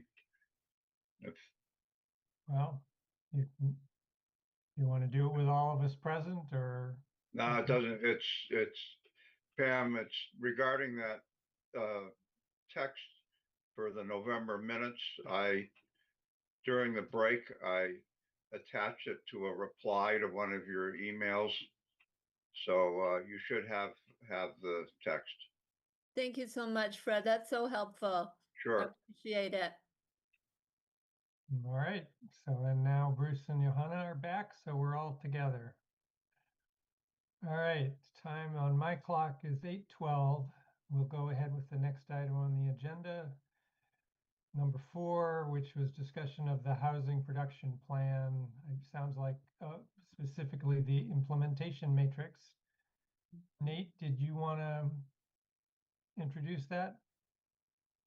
Sure, I'll share my screen in a minute. I mean, I kind of summarized it before the break, but I think, there's a lot to the plan. And, the planning board, we had been involved at various stages with the consultants and reviewed this. And I thought it would be good just to look at it again, knowing that in the next few months, maybe we could, develop another priority from this list. And so, maybe there's already something on our zoning priority list, but maybe there's something else that jumps out from this implementation matrix and discussions with the housing trust or in the CRC. So, you know, um, yeah, I think that's it. And, maybe it's things that aren't zoning related, right? It could be other things that the planning board is interested in, whether it's, financing option or some other piece of that, whether it's, public outreach or certain kinds of engagement with stakeholders. And so I just think it was good to include this in the packet and, we could walk through it a little bit, but, if there's any questions or comments now, like, we could have a conversation. I don't really have any goals out of it. I don't, I'm not, to me, everything there is a kind of a priority. It's really then deciding how do we, you know, which ones are the one we start with first. And so Mhm. that's Well, all. did you want to bring it up and put it on the Yeah. screen, or? Oh, sorry. This is just, it was in, I think this was under the conversation with Jeff. This is, every year the town, with the budget, it summarizes departments. And so we had something with the planning department. And I just wanted to highlight that, we typically have objectives every year and then upcoming things to work on. And so it kind of strengthens what Jeff was saying. There's East Amherst, there's downtown, possibly North Amherst, ADUs, and downtown design standards. And so there's every year as part of the budget process, departments review this list and add things to it. And so, it gets folded into, we can use this to help, guide the planning staff and the planning board. Jesse, I see your hand. Yep. Jesse, and then Bruce. Thanks. I don't want to be a broken record, but since you're bringing up these sort of larger goals again, I have to ask you, Nate, does the word student ever come up in staff conversations or in town manager conversations? Like it again, it's this, it really frustrates me that this is a constant theme where we see like the housing production plan, we see these goals, we see summary of objectives, and it's never part of the conversation, at least written. So I don't need to go into it in detail, but you just say yes or no. Yes, that's something staff talked about, the town manager talked about, the counselors talked about. Like, I'm really curious, and it feels a little defeating if it's not. So the answer is yes. At the staff level, and I'm assuming with the town manager and even conversations with UMass, I think, as Jeff mentioned, there's, you know, there's so many facets to that piece, right? And it's hard through zoning typically to address that. And so the town's been doing other things, right? Like the rental registration and now rental enforcement. We've talked about parking standards. So yeah, it is. And I feel like, especially with the housing production plan, it's kind of emphasized the need to look at it some more. And so, Bruce said he's kind of had this shift, this idea about what are the expectations from the university and maybe the colleges. But I think, also with the research that was done in the other, university communities across the country, it is difficult because legislation in Massachusetts might regulate things differently. So we can't say have a student home as easily as other states. But I think we've had more recent conversations with state folks and others, and so yeah, I think there's more to come in the next few months. I think there's ideas that staff have talked about, and they may not go anywhere, right? But yeah, so I think there is. It's a really hard thing to address through zoning, and so at some point it's like, well, do we just try it?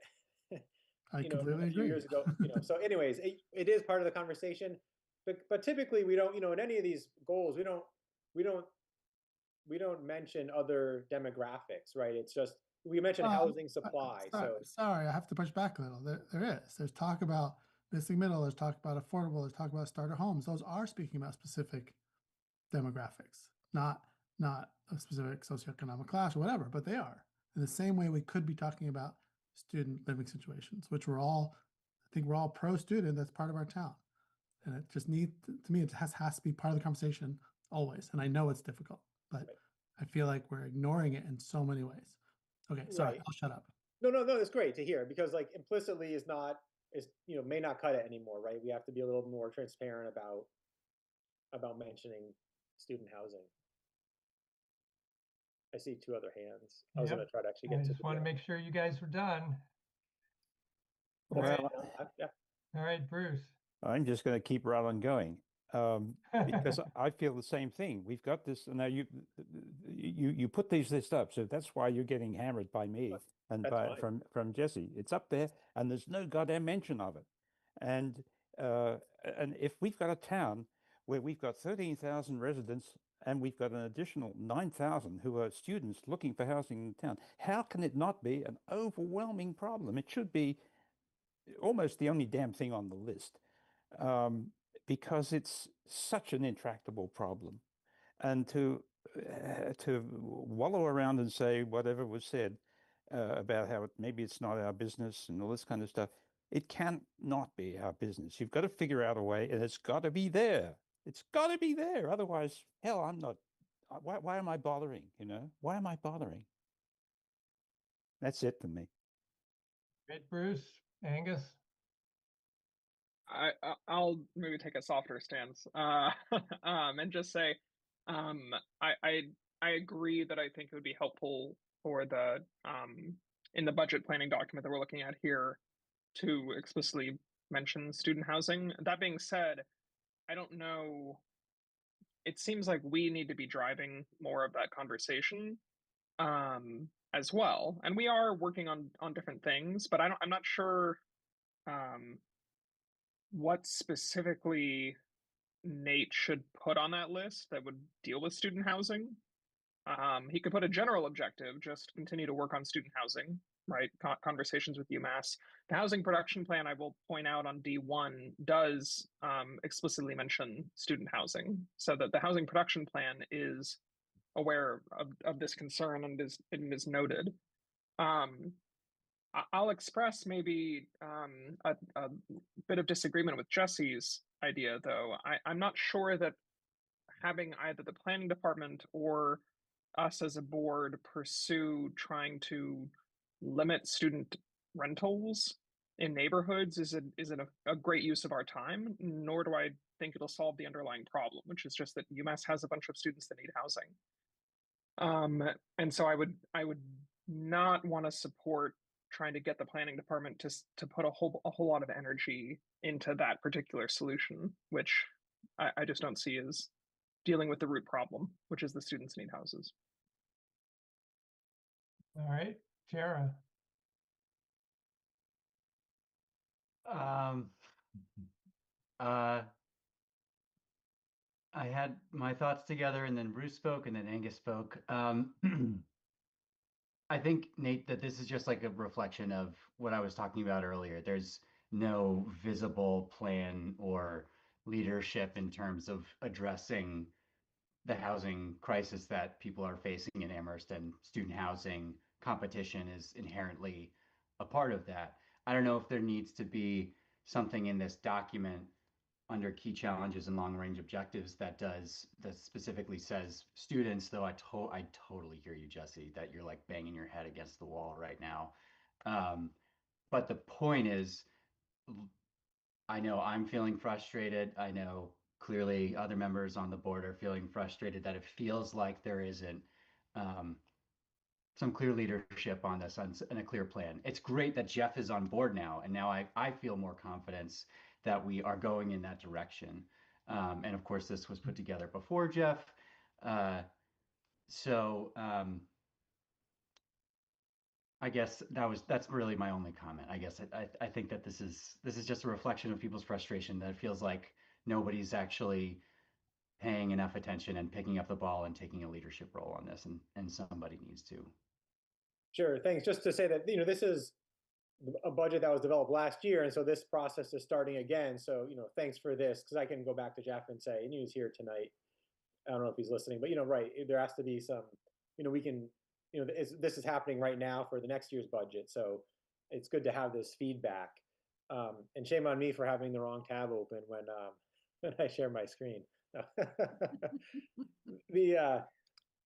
No, and I hear you, because you can, we have a catalog of previous reports, and when there's the one from 1991 where like Governor Dukakis or whatever has funded something about student housing in college communities across Massachusetts, and it's like it says the same thing that we've been talking about, and it's been going on almost 40 years. It's like, well, something has to change, because they knew it was a problem, or something to address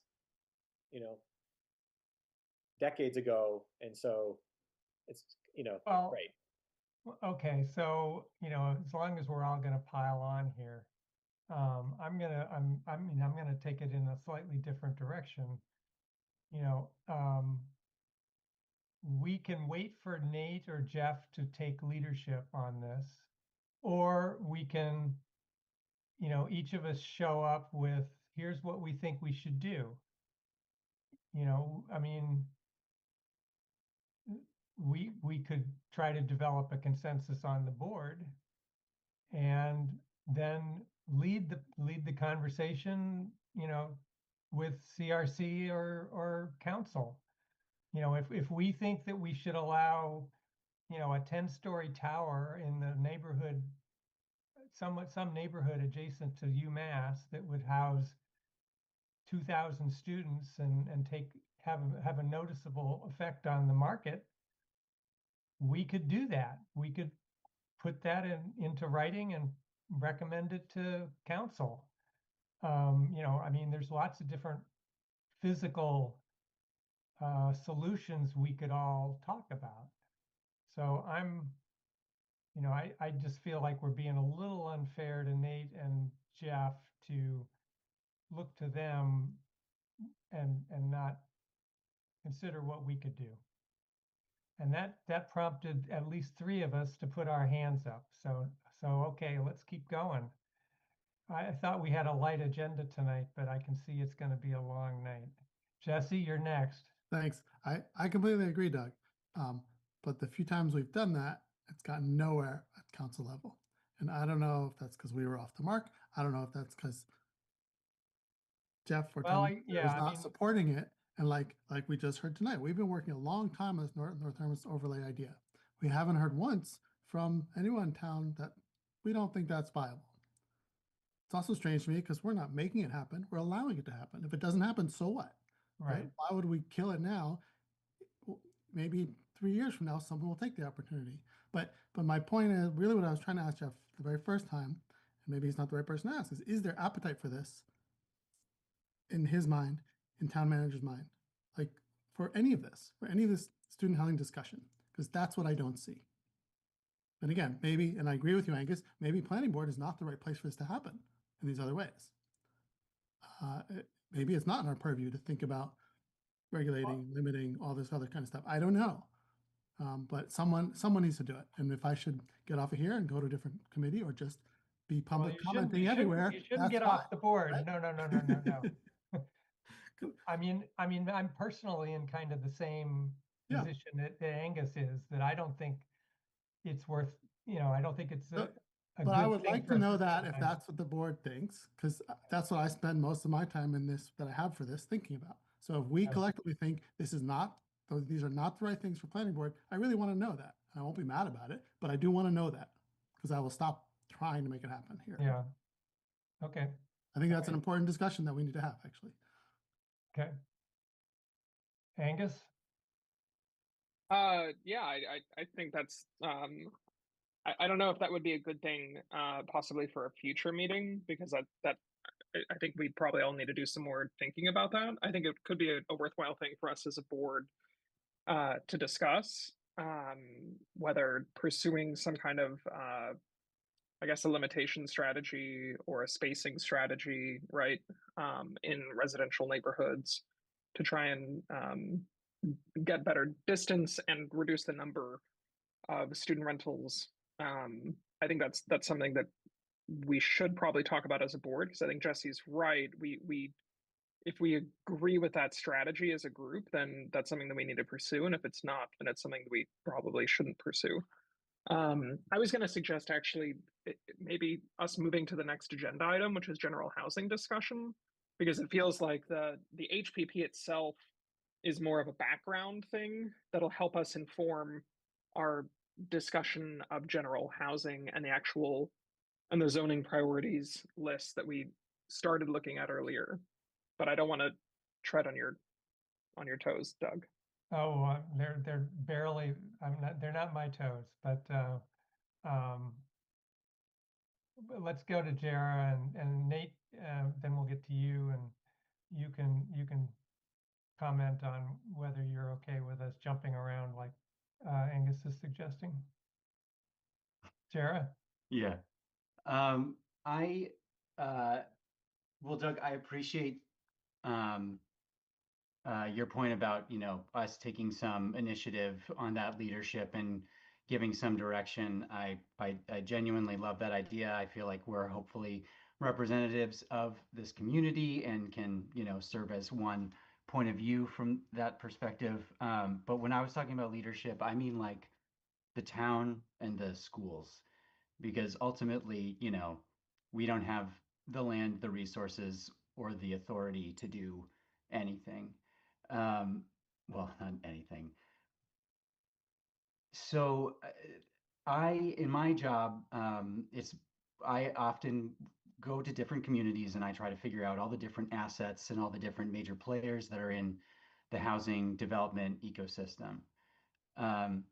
And I try to figure out what assets those particular communities have and how they might be able to better utilize to meet the housing needs of that community. I see tremendous assets here in the schools and in the town. And I mean, I'll try not to go down a soapbox here. But what frustrates me is that if we're serious about addressing the economic and housing challenges that kids and young adults are facing right now, then we need to all work together and we need to do things differently. We can't keep playing in our own little sandbox or accepting that, oh, this would never happen or that would never happen. That's just going to be status quo solutions for status quo results.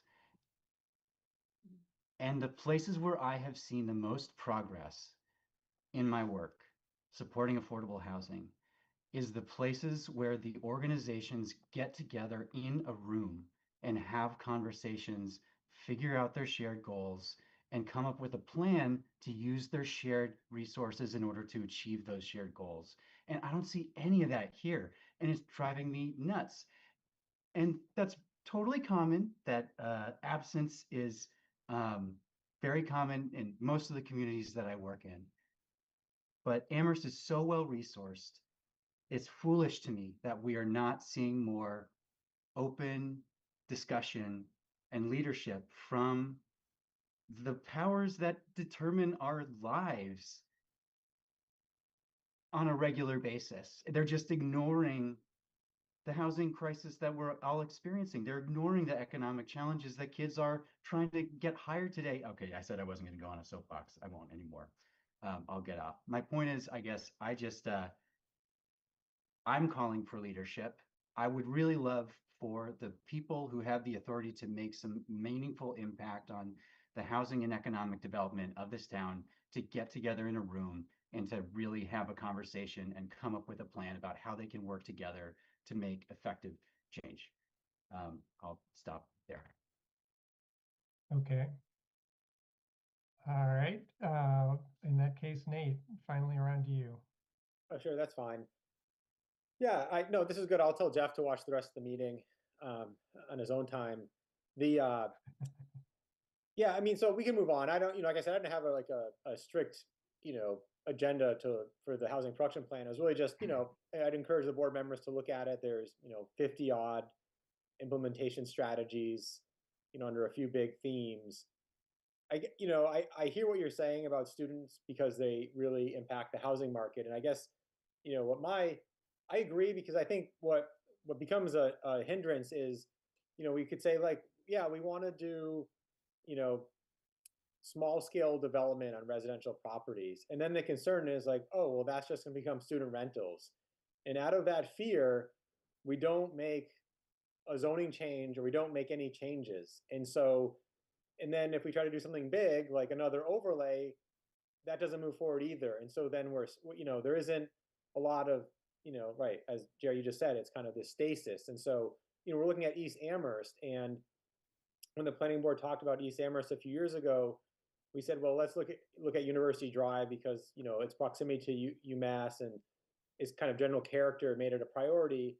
And, people had said, well, the problem with East Amherst, if we densify it, do we really want that to become where there's a lot of students and then they're commuting across town? Does that make the most sense? And so, I remember in some CRC meetings, everyone said, this is great. Let's redevelop East Amherst, and we'll have families and young professionals living there. And it's like, well, we will get some, but it may not be what people envision if we're not addressing other parts of the housing equation. And so, but going back to the housing production plan implementation matrix, just let's keep it in mind for the next meeting. Okay, what are some strategies the board would want to undertake?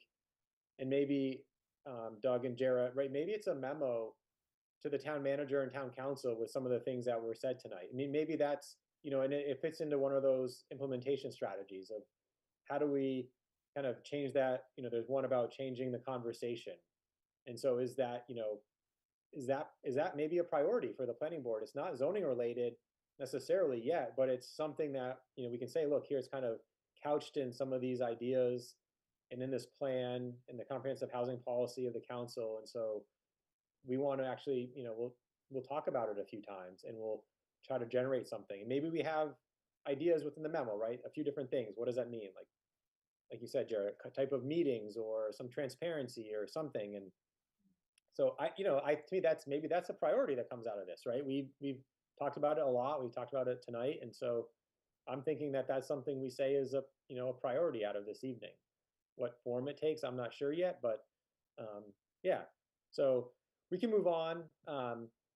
Yeah, and I'd still like to revisit the HPP matrix in the next part of the discussion, or knowing that maybe in March or sometime we'll meet with the housing trust and we can really kind of jump into some details there. So that's it. All right, Angus? Yeah, I'll just keep it brief. I think, most of what we're talking about here, especially around students and getting our academic partners more engaged, is in part D of the housing and production plan. And D1 is encourage the development of more student and workforce housing. And we're listed along with the planning department as taking the lead responsibility. But the next 4 points continue to strengthen town-gown relationships and update strategic agreements with academic partners to invest in community services, identify discrete housing strategies with academic partners, revamp the dialogue and perception around student housing and presence, help senior residents and residents, thanks, Nate.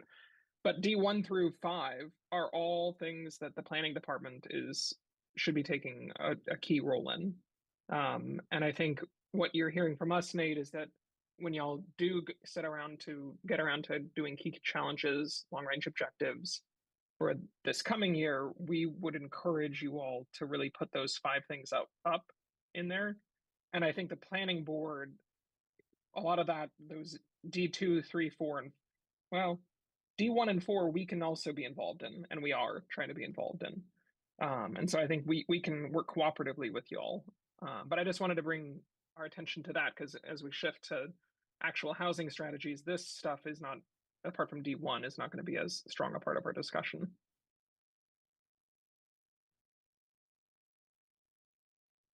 All right, Jesse? Just quickly to point out, I appreciate that, Angus, but also A1 through 9 and half of B and C1 through 7 are all planning board taking the lead. So it's a lot. so like, yeah, it's there. But again, in my mind, the weight of the priority, well, there's not a real priority listed here, but the way these all get discussed, for the most part, the priorities are out of whack to me to make any meaningful impact in any short time frame. And Jara, I completely agree with your sentiments as well. Okay. All right, Nate, or did you want to go through this? No, not necessarily. It was in the packet. I think, I agree. So part of the plan is we kind of have to have this matrix and identify responsible entities and a timeline. And so, I agree that some of them, it says planning board, maybe is, town staff, or it could be the planning department or town manager. And I think that can all be, I think that could be communicated.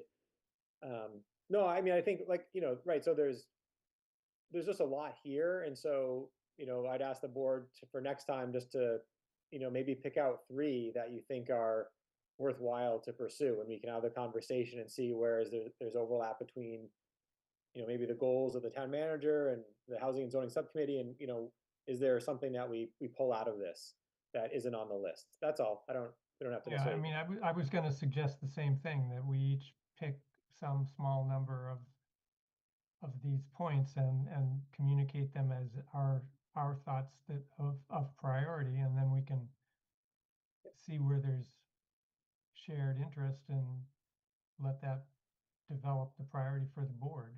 Sure. Yep. Do you want us to just send you our top 3? Yeah, I mean, it could be between now and 5 days before the next meeting, so you can put it all in a matrix and tell us who voted, where the votes were? Sure. I mean, it could be like 3 to 5, but yeah, I mean, try to narrow it down, and otherwise, like, we're not, we don't make any headway if we're. Yeah. Yeah. So yeah. And this would be anything on the list, category A, B, C, or D, or E. Right. Okay. So that's a bit of homework for everybody. Johanna.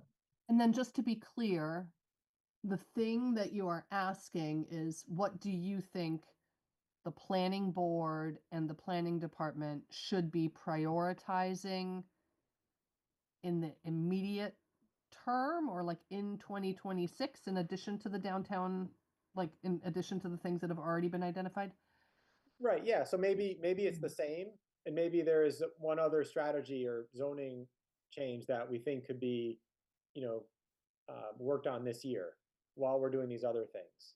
So yeah, I mean, really come up with, out of this matrix, 2 or 3 priorities, and maybe one gets worked on this year and the other 2 are next year, but at least to start figuring out how we implement it, right? How we actually take that strategy and bring it forward. Because like I said, some of them are kind of generic.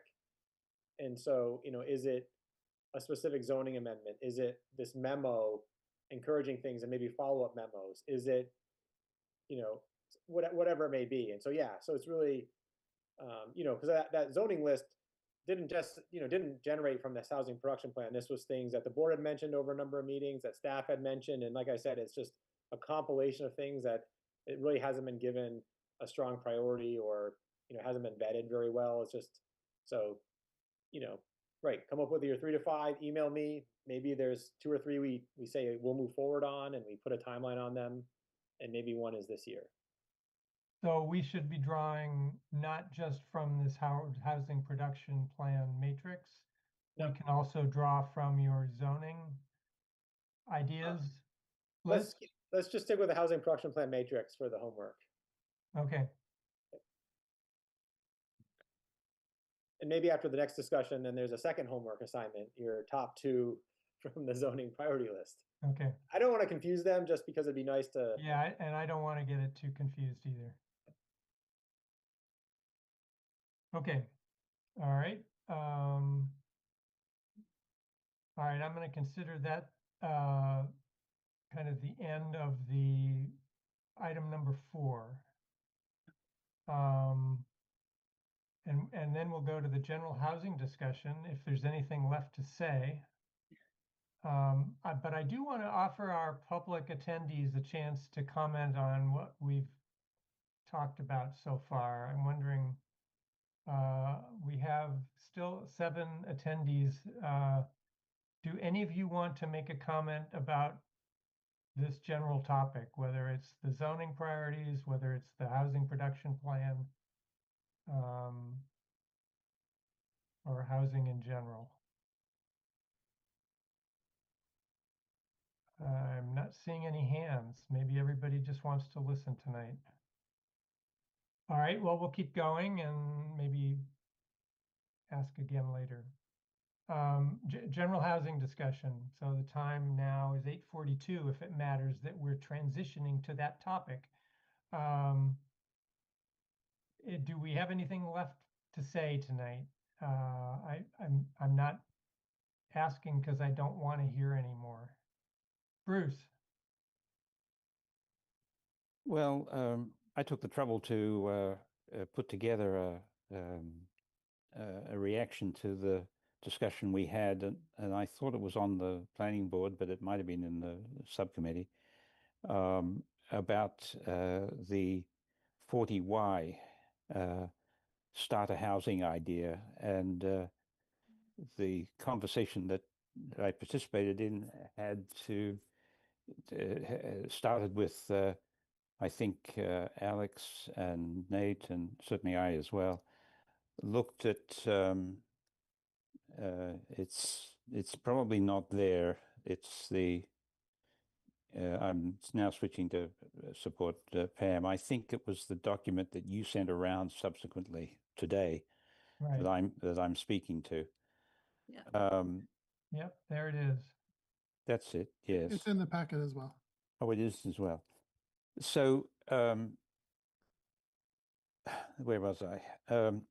So the conversation began with the 40Y, continued with the notion that the 40Y is actually a fairly heavy-handed piece of state legislation, and and like other such 40 things like 40B and so forth, there's a fairly laborious process in engaging it. And the thought was, could we do something just with our own bylaw that affected the broad intent of 40Y? And if we could, how might we go about it? And the first thought that I had anyway was, well, we could basically move in the direction that the farmland protection overlay dealt in, where you basically take you could create a subdivision. You could basically amend the subdivision regulations in some way, and then use overlays, as we have done, by identifying certain parcels. And this is the way the farmland protection conservation farmland protection worked. It identified 7 or 8 farms about 30 years ago, put overlays on each of them, and then designated that they had to be developed in a certain way using cluster. And so the thought was maybe we could do something similar to create 40, essentially 40Y type zones or geographic areas. Discussion then continued to suggest, well, maybe we shouldn't approach this as an overlay approach. Maybe we should simply modify the bylaw in some way. And then it occurred to me, I think that, or others, that the section 4.3 of the bylaw, which is the cluster zoning, the cluster subdivision approach, could work. The way it works in our bylaw at the moment is that you take a large parcel and you enable through this portion of the bylaw contracted standards, so a few amount of roads, smaller lots, and so forth. So you can concentrate development in a portion of a larger parcel. And the thought that I had was, well, maybe we could adopt something similar, but instead of collapsing the entitled development into a smaller portion, you could allow a threefold bonus for the whole parcel.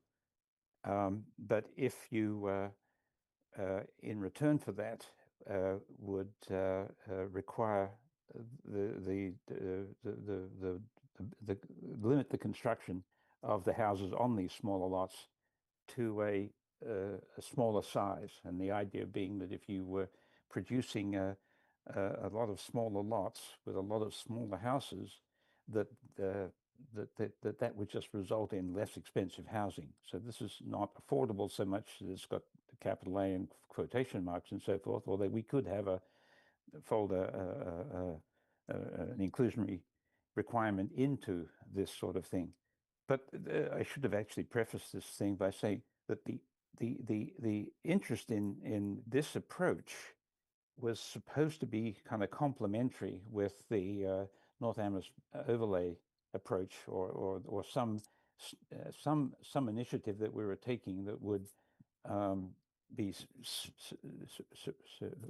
be purely focused on greatly increasing the capacity to develop and provide student housing. And this was seen as a complementary initiative that would be very differently focused on starter housing, affordable housing, workforce housing, and so forth, so that we would somehow inure or inoculate ourselves against the heavy-handed criticism from folks who would say, you're only interested in student housing and blah, blah, blah. And we could say, no, well, we're interested in all of this. And this would be the evidence of an initiative that was completely not student housing. And the question, of course, is whether you could put as well as a house size limitation, you could put an ownership limitation and so forth. And so I wrote it all out and put it out there as an idea that I thought we could consider. And I think that's enough. I think I've basically summarized what's there, but I did look through the whole of section 4.3 and figure out to some degree how it could be. You'd have to keep 4.3. We'd have to keep this cluster provision as it is, because it's an important complement to the farmland protection section of our bylaw. It basically describes how the farmland is supposed to be developed. So this is important. It's not something that we should just change. We would have to add, but it could be the model for adding. And the question, essentially, to me, it seems, is could we successfully limit house size? my thought was that notionally we should be able to, because if we're making a giving, so to speak, by adding twice, 3 times, or whatever, as many lots, that we could have some complementary limitation that reduced house size, and it seemed to be a fair and reasonable thing. But of course, the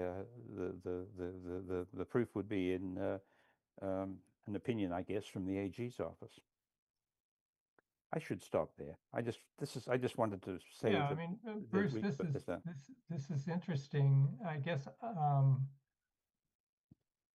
given, you know, another way to control house size would be to use the kind of thing we've already got, which is the proportion of lot coverage. And if we're allowing smaller lots, that would generate the range of house size that's allowable on those smaller lots. Doug, I don't think so. The evidence of that is the Barkowski Meadows subdivision and the subsequent Coles Lane, where much smaller lots were created, but equivalently huge houses were built on those small lots. So just up the road in my backyard is the evidence that that doesn't necessarily follow. Okay, all right. Well, I'm not as familiar with that. And is it possible that the percentages and the factors that were in play at the time were just more generous than you might want to do now? That's possible. It's true that I haven't really done the math on this. Yeah. I've worked on just my instincts based on years of experience, but probably the next step, particularly once you found out that it's worth doing the math, which is to say that this general concept, this general proposition has legs in that you can limit house size, and if we find out that that's a defensible proposition, then we could sit down and do the math on this. And the reason I went to Cinda and talked to Cinda Jones was because she does a lot of subdivisional work, or at least her family did, Paul particularly. I thought I could get a reading from her on that, but unfortunately I couldn't. The conversation just with Cinda just went exploded into all sorts of possible things around the town and so forth. So I wasn't able to focus the conversation enough.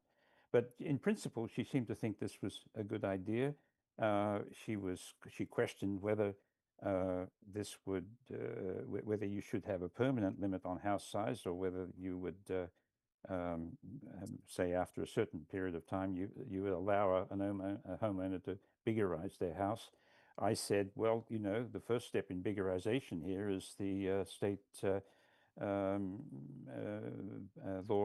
related to ADUs. Every one of these small houses can build an ADU. There's nothing we can do about that. So that's the first step. And her concern was, well, do you want to stop people from, you know, from growing their wealth, so to speak, generationally? And she was concerned that we shouldn't do anything that would too unreasonably limit that. And I think that's an interesting point.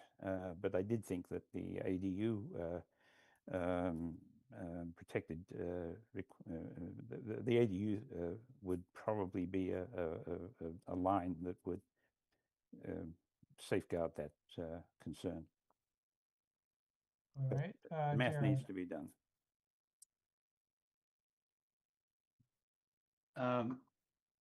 Bruce, I just want to say this is such a creative idea. I love the idea of trying to replicate this tool within our existing bylaw, because you're worried that the new tool might be too complicated for people to take advantage of.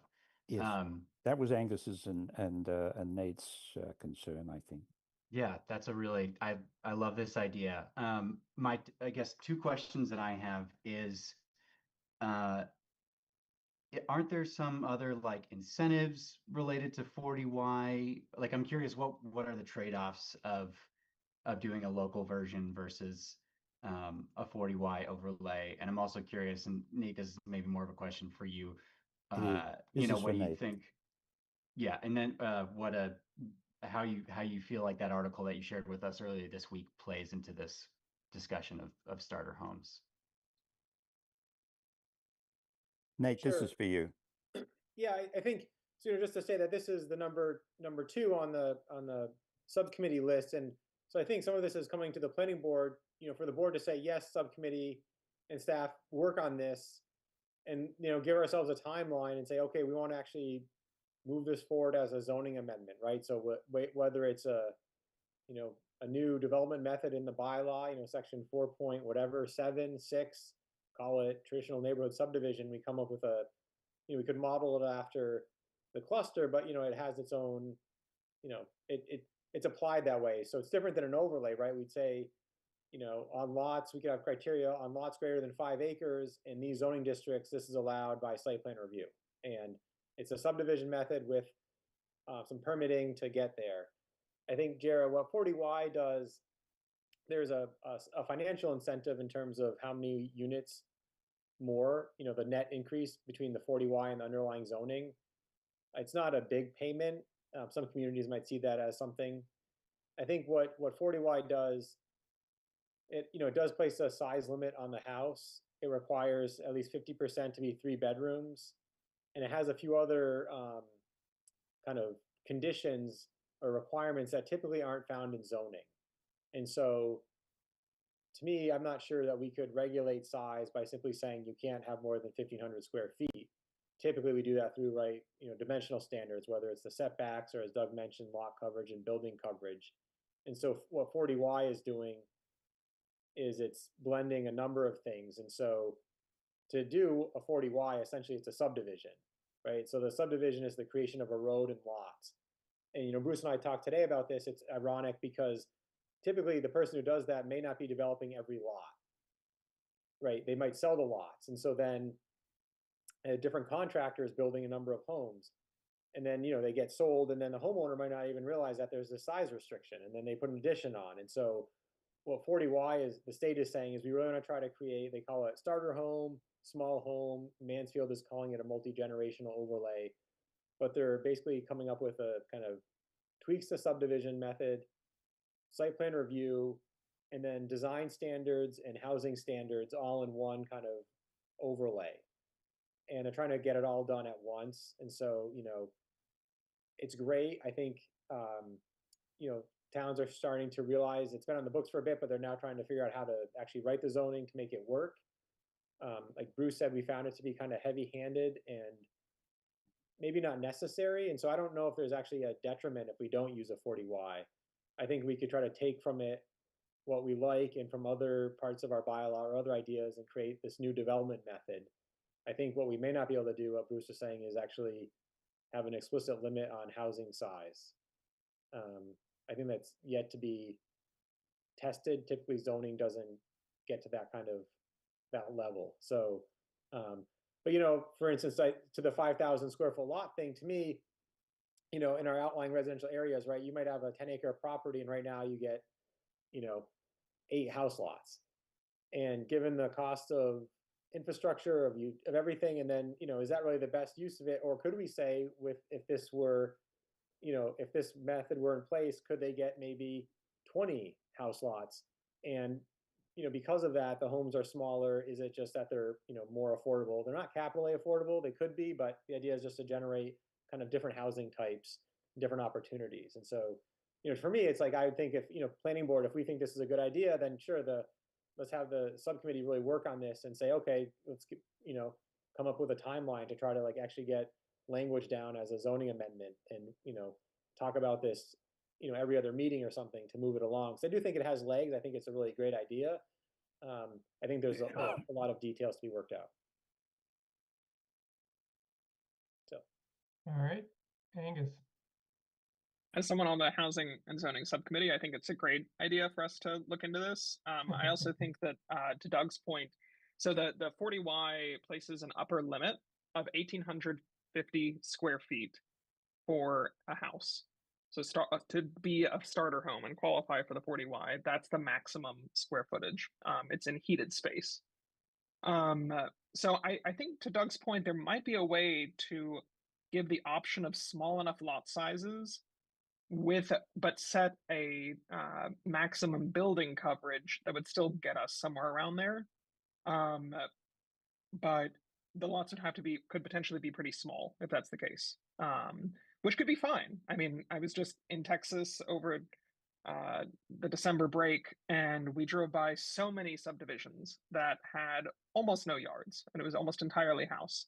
And the houses were not huge. Some of the subdivisions were, but some of the houses were quite small, actually, two, 3-bedroom houses.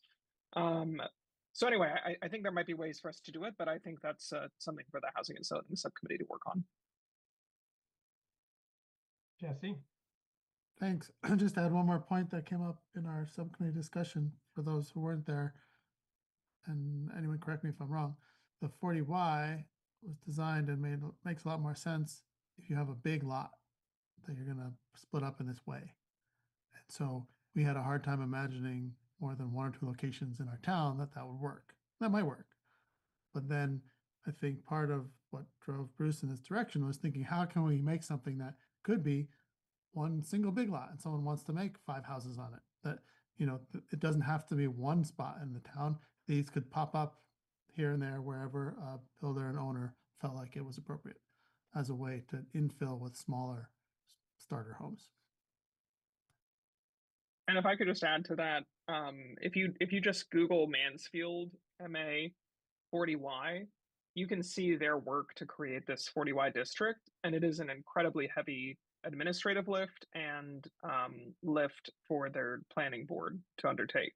It's really incredible the resources they have there. They've done a good job, but they're identifying a pretty large tract of land to try and do it on, and we, as Jesse said, we ran into walls.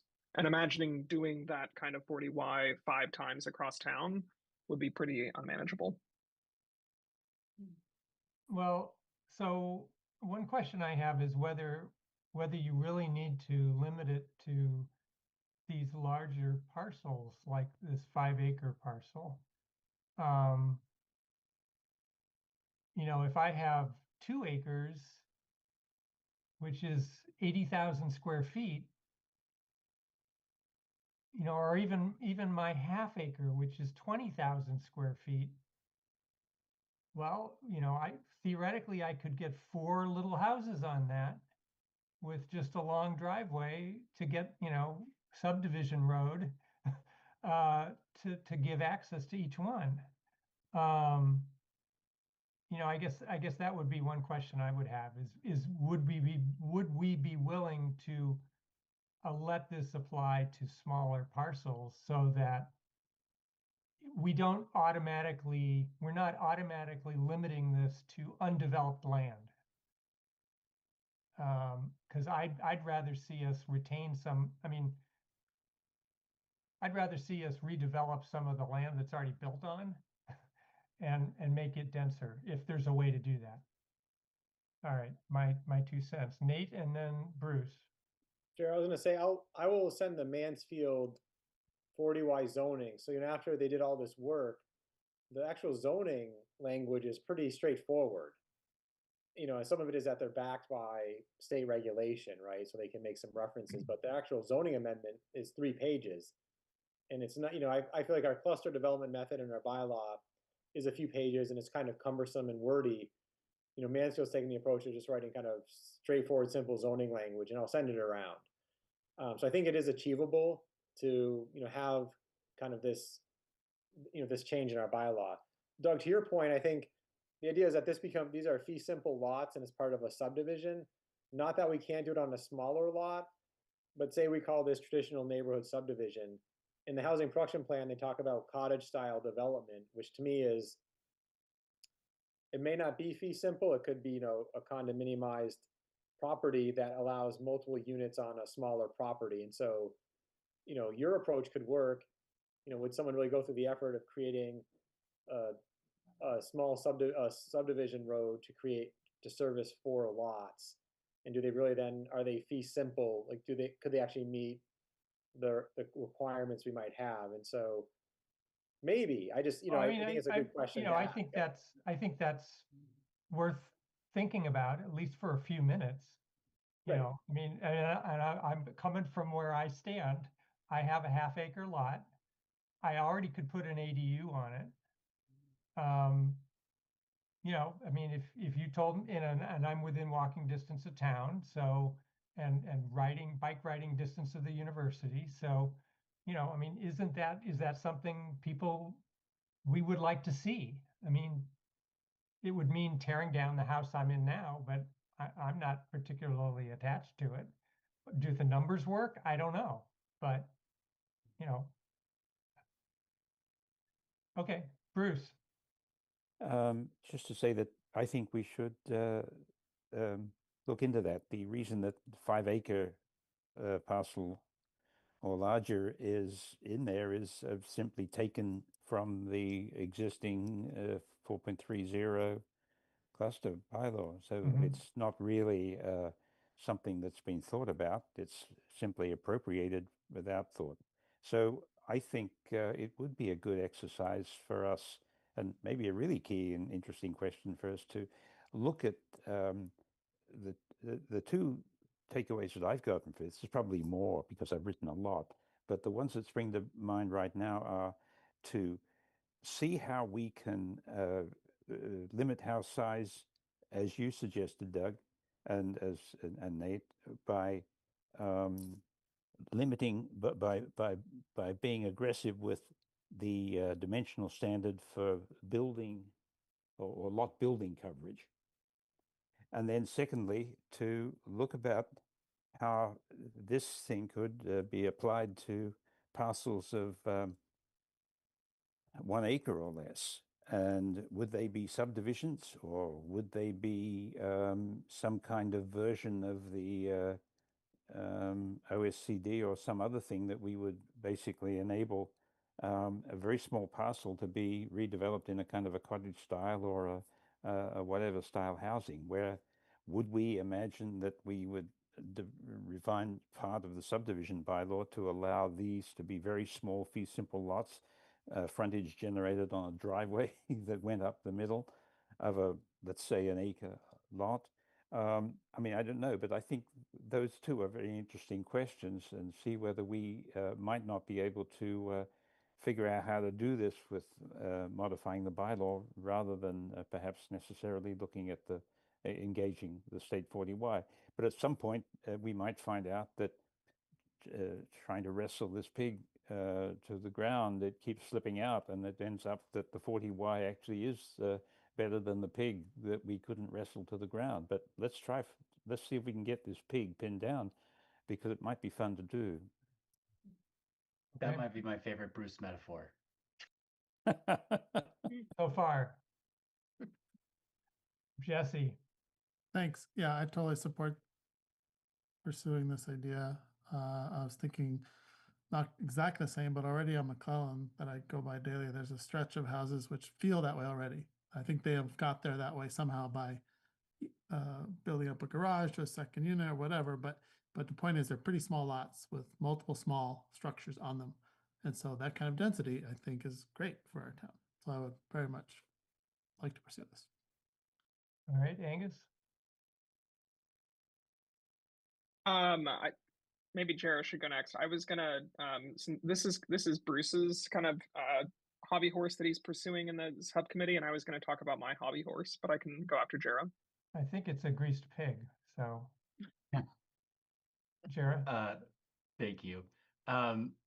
Yeah, I just want to echo that I think this is a great idea. I would, like, harkening back to the very beginning of our conversation with Jeff today, I would recommend that the subcommittee members who are investigating this talk to subdivision developers, talk to Valley CDC, talk to Habitat, talk to whoever is building single family homes, and see if this is something that would be appealing to them. Would they actually pursue properties, subdivide them, and would this allow them to build homes in a way that would allow them to sell them lowercase a affordably? Because I love this idea. I don't want us to invest a bunch of time in a tool that's not, actually appealing to anybody who would do this. All right, Jira, back to you, Angus. Yeah, well, that actually prompts one quick question about this, which is I know that Sarah Barr came and spoke to our subcommittee meeting, I think last week, or no, I'm sorry, maybe a month ago. But anyway, to say that Amherst College is trying to think about workforce housing for staff, a little bit for faculty as well, but especially for staff. So I guess my question, just prompted by Jara's thought, do these with a cluster development, do the lots then have to be sold to someone? Or could ownership be retained by whoever developed the site? Nate, do you know the answer to that? Yeah, so it could be retained, and so the idea is it's a subdivision method to create a roadway and then frontage lots, and so Yeah. you know the ownership of the lots is really not Not part of the addressed. the permitting. Like, we don't specify that, and so 40Y does get a little bit into the ownership, so Right. typically we wouldn't, and so yeah, no, I think it's a good question. Along those lines, I was going to say, I think what we might need to change the subdivision regulations, because the idea is that we'd also then want maybe narrower roads, and not a 50-foot diameter, 100-foot diameter paved circle at the end of a cul-de-sac for a turnaround. Right, So right. some of this right. would also maybe involve changing the subdivision regs. And so yeah, I think let's we can pursue this. We can come up with different ideas of how this could work. And I think what I like to do is try to work on this a little bit more. And I think, to your point, Jara, then ask, shop this around a little bit and say, okay, we kind of have our standards, lot sizes, whatever.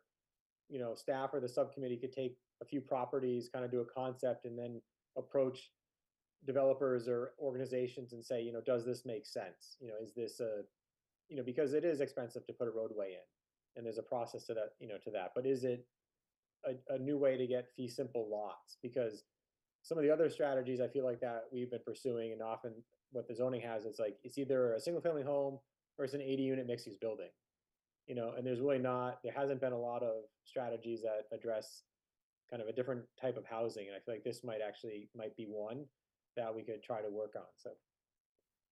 All right. Jesse? Thanks. Just quickly to play developer devil's advocate.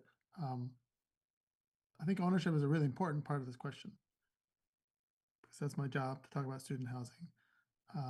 Because this potentially lets me on my property build 3 or 4 small houses and house 16 to 20 students instead of just 8 with an ADU. And so I think that's a critical piece of us figuring out, can we regulate, or can we have ownership requirements, to, in my mind, for this to be effective towards the starter home and not towards more infill for student rentals. All right, Fred. I want to be very careful about on the ownership potential limitations here. One of the goals that I would have is to promote middle class expansion and the availability to accumulate equity.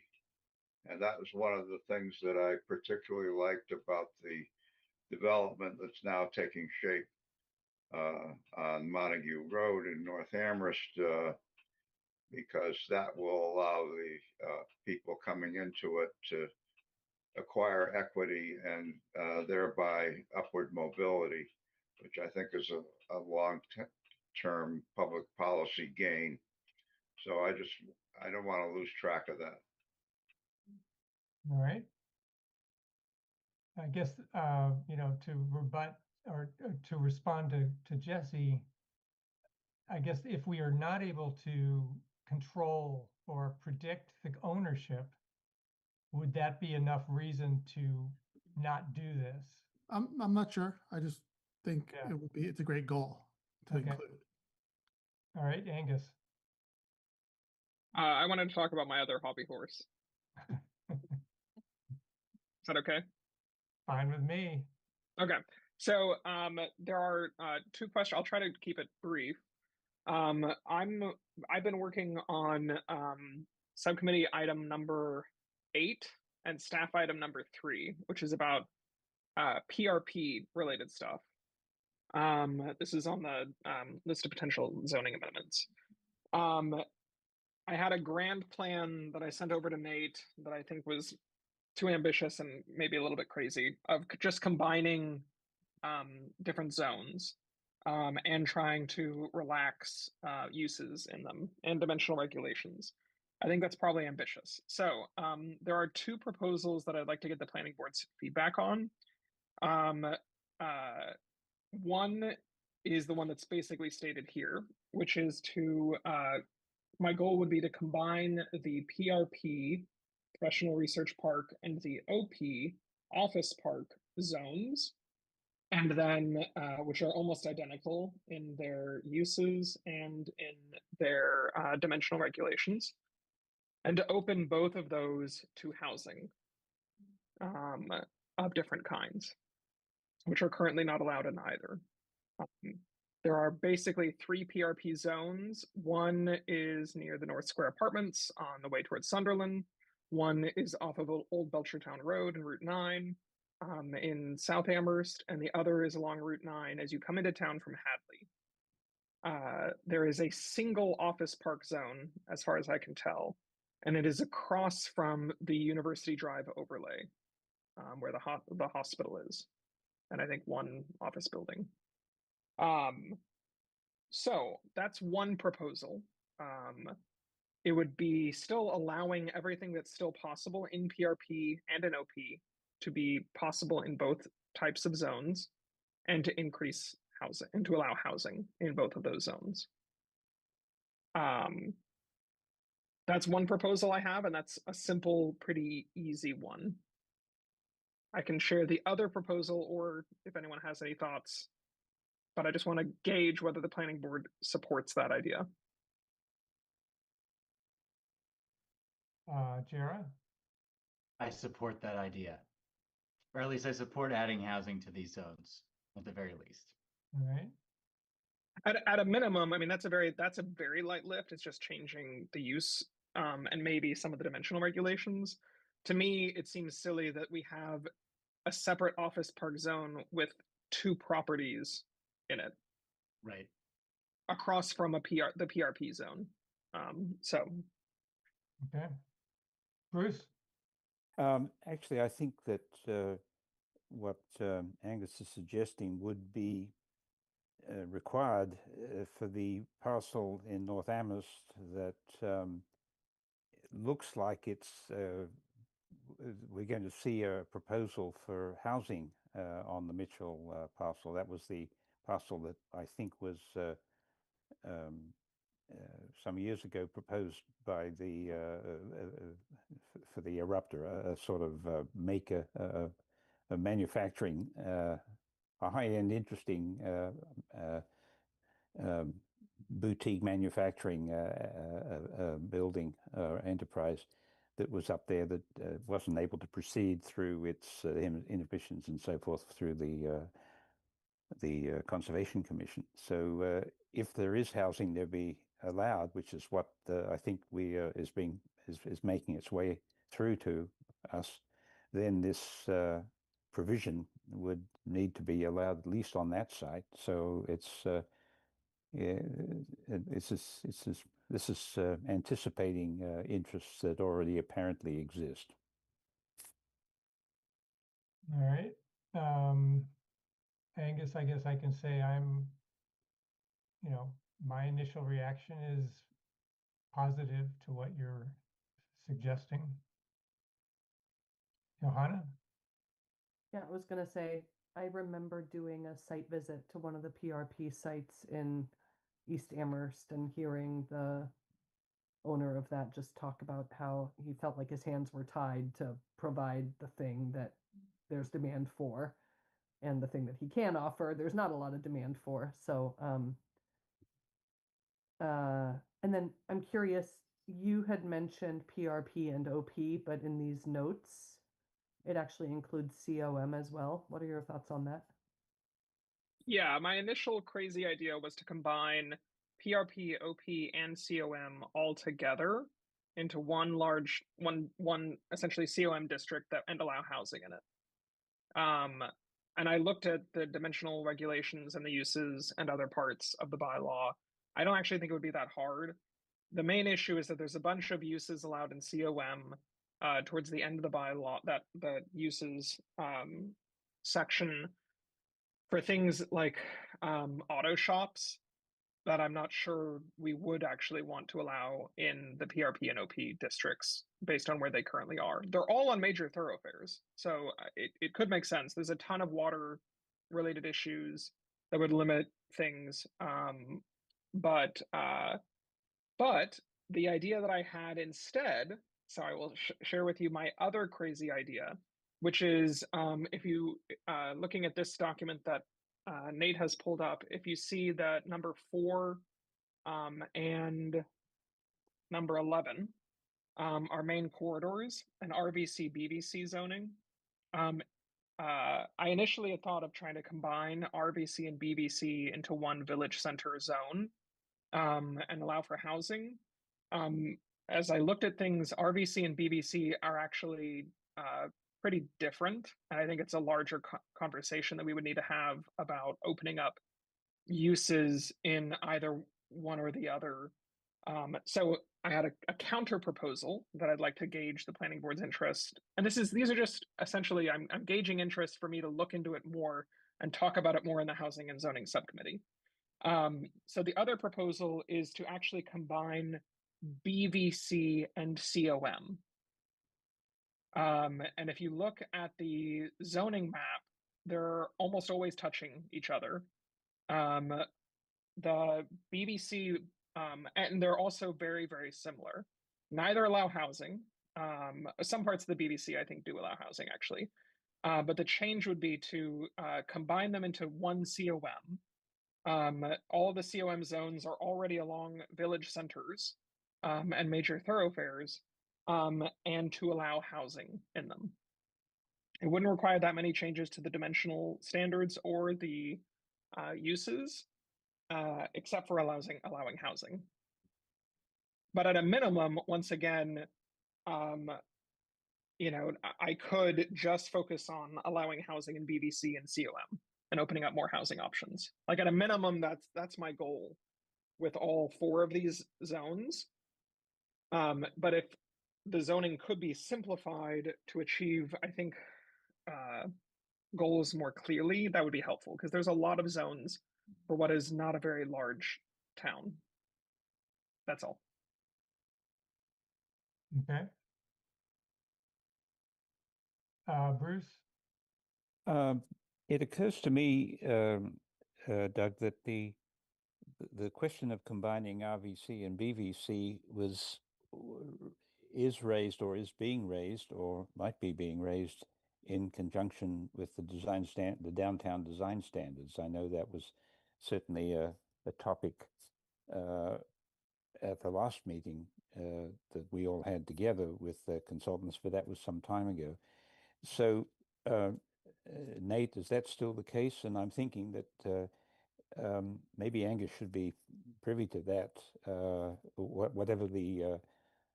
however that's sugaring out, because it seems to me as though there's a fair amount of consideration by Dodson and Flinker, at least, and if not with you all on the planning staff, that is focused on combining RVC and BVC in one particular part of town anyway, that might inform Angus's deliberations. Just a thought. Yeah, Bruce, I don't remember any conversations about that specifically. I mean, and they were limited in their geographic area. They were, but remember they had their vision and they had the 4 zones, and depending on they option 1, 2, or 3, or 4, and one of Yeah. those options involved, I thought, combining I may Yeah. be wrong. So if I'm wrong, then I don't know. I mean, yeah, I mean, I'm not objecting to the idea of no, all I'm saying is that I'm saying is Dodson's work might Angus is inform. thinking about this, Yeah. and so is somebody else thinking about it, and they probably don't know each other or thinking about it. And I'm just saying maybe Yeah. they should be introduced to one another. That's all. Right. Okay. Jara, I will mention it's 24 minutes after 9, and I'm going to run out of steam here. Perfect. I'll just get on one of my soapbox speeches again for 10 All right. minutes. Um, Angus, I think this is a really interesting idea. I think what might be helpful is like a table that shows like what the changes might be dimensionally, or just some kind of understanding of, we obviously know the great benefit of adding housing to these zones potentially, but like what are some of the other trade-offs that might be less obvious if we were to merge any of these districts into one? Does that make sense? Yeah. Yep. Cool. All right. Nate and then Jesse. Yeah, I just have a few things. One, there's two A&R plans and applications we'd want to get to tonight. So just to make sure we save a little energy for that. Yeah. And in terms of, Angus, what you said, I think, staff is also looking at housing in the PRP. So I'd like to say that we can work together on that. So again, I think that's another one that let's just put it on, the 2026 timeframe, right? I think this kind of revising the cluster development or traditional neighborhood subdivision number 2 up top and this PRP, let's say those are two things that the subcommittee, can work on. And then there's a few things that staff would work on. Just quickly, the office park is covered by the University Drive overlay. So agreed, it does look like there's only 2 properties in town that are zoned office park right now, and the U Drive overlay covers them. I don't know if we need, to change it, but I think Angus's approach is a good one. I think the East Amherst study might have a conclusion that down there, we have 5 different zones. Maybe it's just one zone. Maybe it's BVC with changes to the dimensional standards. Because why do we have COM, RVC, BVC, RN, blah, blah, blah, in an area that we say is really part of a development center? I think there is nuances there, JR, to your point. So like COM has additional lot area per units, because the fear was that if you allow housing, that's such a prominent development right now, that we would get apartments and then we would forego any opportunity to have commercial space because we just have apartments everywhere. And so that's where then we came up with mixed-use building standards, because before we didn't. And so we get these mixed-use buildings that had a mop closet as their retail space. And so there's these little pieces that need to be worked on. I think the idea though is sound. And so some of it might be through the East Amherst study. There's this, I think, when we look at the master plan, I know this is kind of long range planning, is there a way to then simplify the zoning to make things a little more coherent? So you don't look at like if you look at the zoning map right now, there's a lot of overlays, and it's really hard to say what in some areas what really is happening. I think the zoning was trying to respond to what's on the ground, but maybe we want to say we want to actually inform more of what happens, and still be respectful of what's there. So I guess my long-winded thing is, let's do PRP housing and PRP and this traditional neighborhood subdivision method, and say let's try to get this done in the next 3 months or 4 months, and come up with zoning language that we bring back to the planning board that maybe can move forward as a zoning amendment to council. Like I'm just throwing it out there. Like let's try to keep it moving. We can keep talking about these other ideas, but like let's try to come up with what are those 2 or 3 priorities for the subcommittee. Staff has a few, and we can move them together. All right, Jesse. Thanks. Switching gears slightly, but still on the theme of what's the subcommittee work on? With your permission, Doug, I'd like to take 2 minutes and try and engage the planning board members on something that came up earlier, which is, if we think it's our purview to think about strategies around student rental, density, distancing, regulation, numbers of occupants, all these things that keep coming up that we've tried to get votes on, at least in the full board and council have just failed. And I'm no judgment, but if the majority of the board thinks this is not our job, I don't want to think about it in this context. I don't want to talk about it in this group because I don't want to waste our collective effort, despite the huge amount of work that Bruce has done in this direction, right? I think it's worthwhile for us to just take a straw poll right now. I would love to do that if you're okay with that. Again, the point is, should subcommittee work on these things? Yeah. One piece, I think, is the student home definition, which is to me a cornerstone in order to get anything else in place along these lines. And the other things are the minimum distancing idea, the just percent in an area, percent in the town, allowable student rentals, any kind of regulation on that. I'm trying to read the room, and my sense from before was there might not be interest collectively from the group to work on these things in this body. So I guess maybe just do a thumbs up, thumbs down. Yeah, I mean, you had a couple of ideas there, and Well, but they're all to me, they're all the same thing. okay. They're all trying to regulate in some way for the benefit of our town, student rentals. And if we collectively, board members, are not interested in that in this format, I don't think we should waste our time on it anymore because it keeps coming up, right? Okay. And maybe we're better served to look at other things in this format. All right. So the question is, how would you be in favor or opposed to the board pursuing, can I call it limitations Sure. or Yeah. controls on I mean, student rentals? any word is going to have a negative connotation to someone, so it almost doesn't matter. I think we all understand what I'm talking about. All right. All right. Shall I just go from one to the next? Do a sort of roll call on this? We could do it that way. We could do a thumbs up, thumbs down. I Well, don't okay. care. Do you want to do?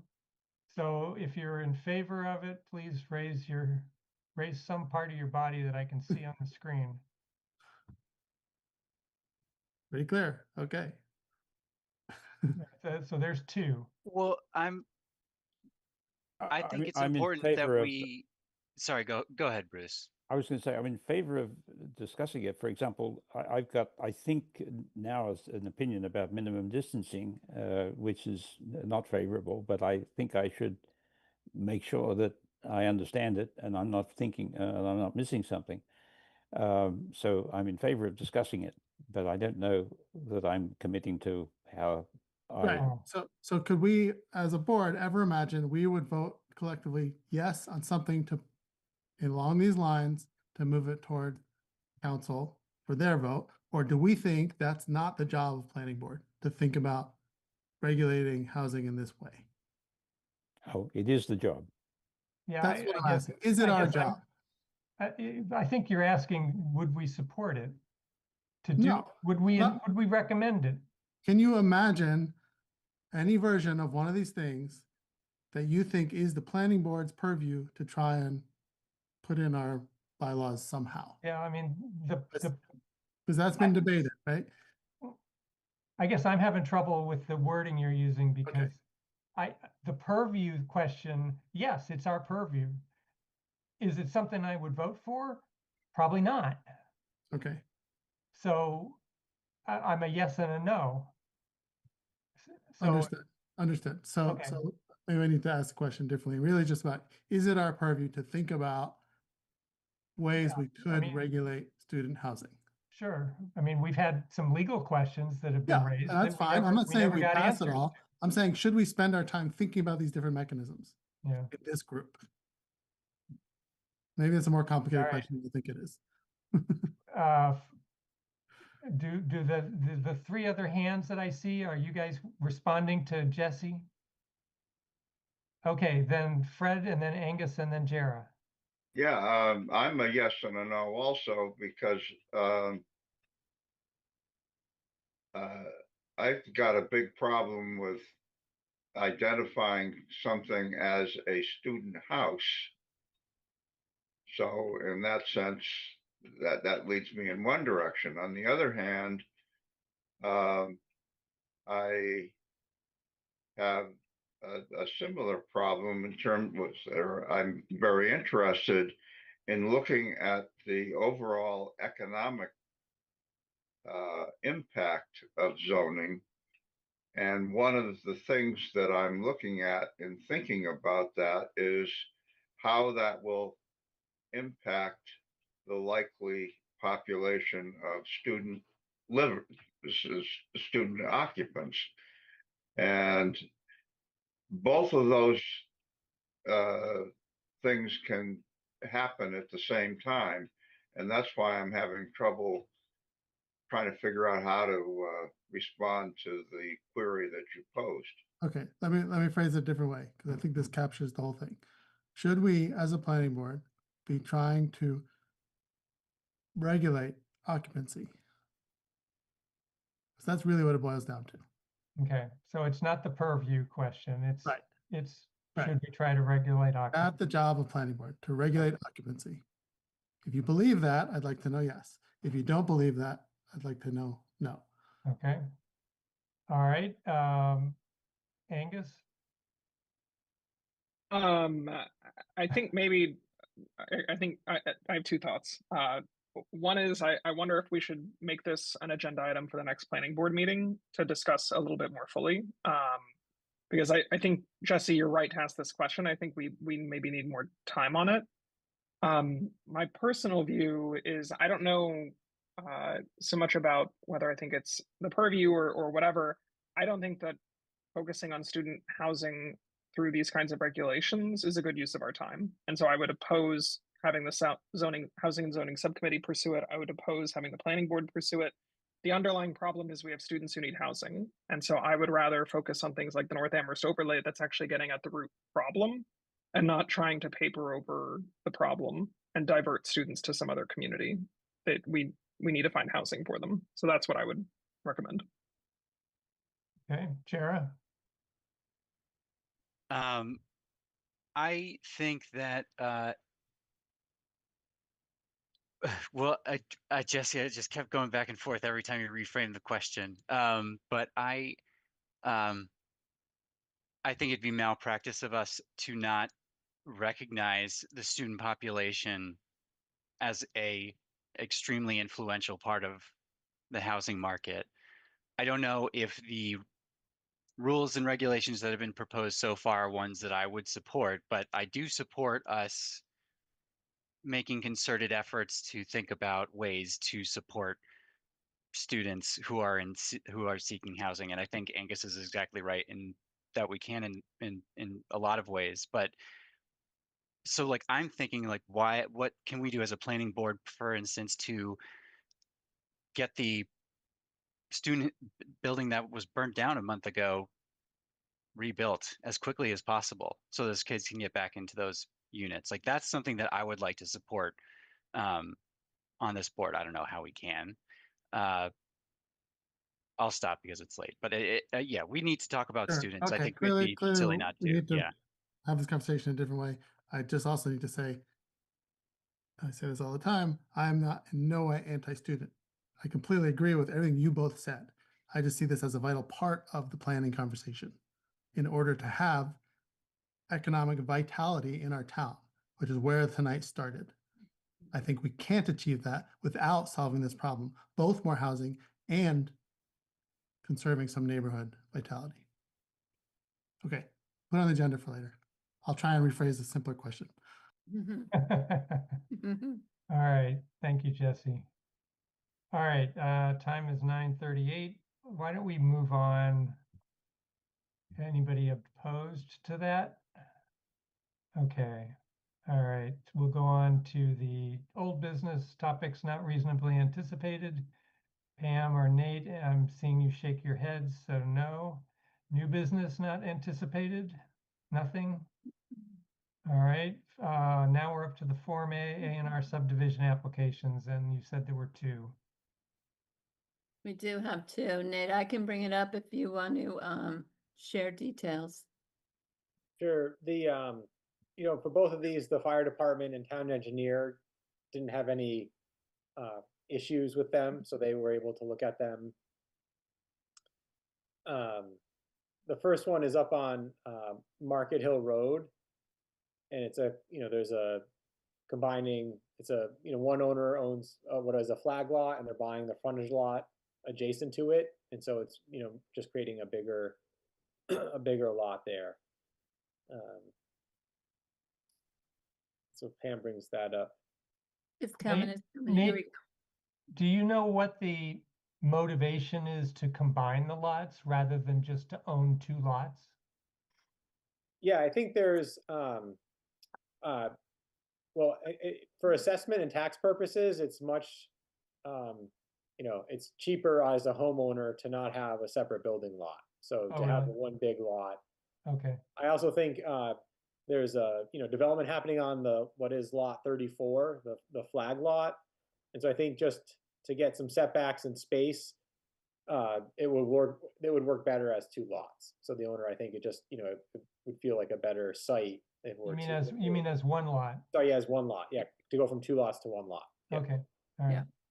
So, the zigzag lines in the middle here is what will be removed. And, existing lot 4 becomes, combined with lot 3, it becomes lot 34. So it becomes this, 2.27 acre lot. Mm-hmm. And they both have frontage, and Yep. there's plenty of room for the housing circle. Right. So, right now there's this flag lot that has this 40-foot frontage, and then there's this frontage lot, Yep. which will become part of this much bigger lot, right? That's Okay. yeah. All right. Does anybody object to me signing as on behalf of the board that subdivision approval is not required for this property combination? I'm not seeing anybody indicating no. All right. What's the second one? Two, The sorry. second one is down in South Amherst on Southeast Street, so it's a pretty large parcel, and the idea is to create a separate lot on the back of the property that would be sold. So it's not a building lot. It doesn't have frontage, but it's creating a separate lot that would be combined with a neighboring property at some point in the future. And when Pam brings it up, the lot to the north, which isn't shown, it had the same, oh, it is actually, Right here. this big lot right here, not lot 1, the big lot Okay. above it, with all these little roads on it, the dotted lines, that has actually been A&R'd to create a, it's not one, it's a 2 or 3 lots now. And so lot 1 in parcel A down below, the focus of the A&R is this property. This part right here. And it's all one big property. And what they're going to do is they're going to create a parcel A in the back, a 4-acre property. And so what I was saying is this property up above has done the same thing. So right now, like, this property, this big one is really 3 properties, 1, 2, 3. And the planning board approved that a few years ago in terms of A&Ring that. So it's a similar process on these big, larger lots. It says not a buildable lot. So that's, and it says to be combined with other land of Jason Edwards. So, because of that on the plan, the building commissioner requires that because it doesn't have frontage and there's no access to it. So, we don't have an issue with having this plan show this as a separate parcel that's not a building lot.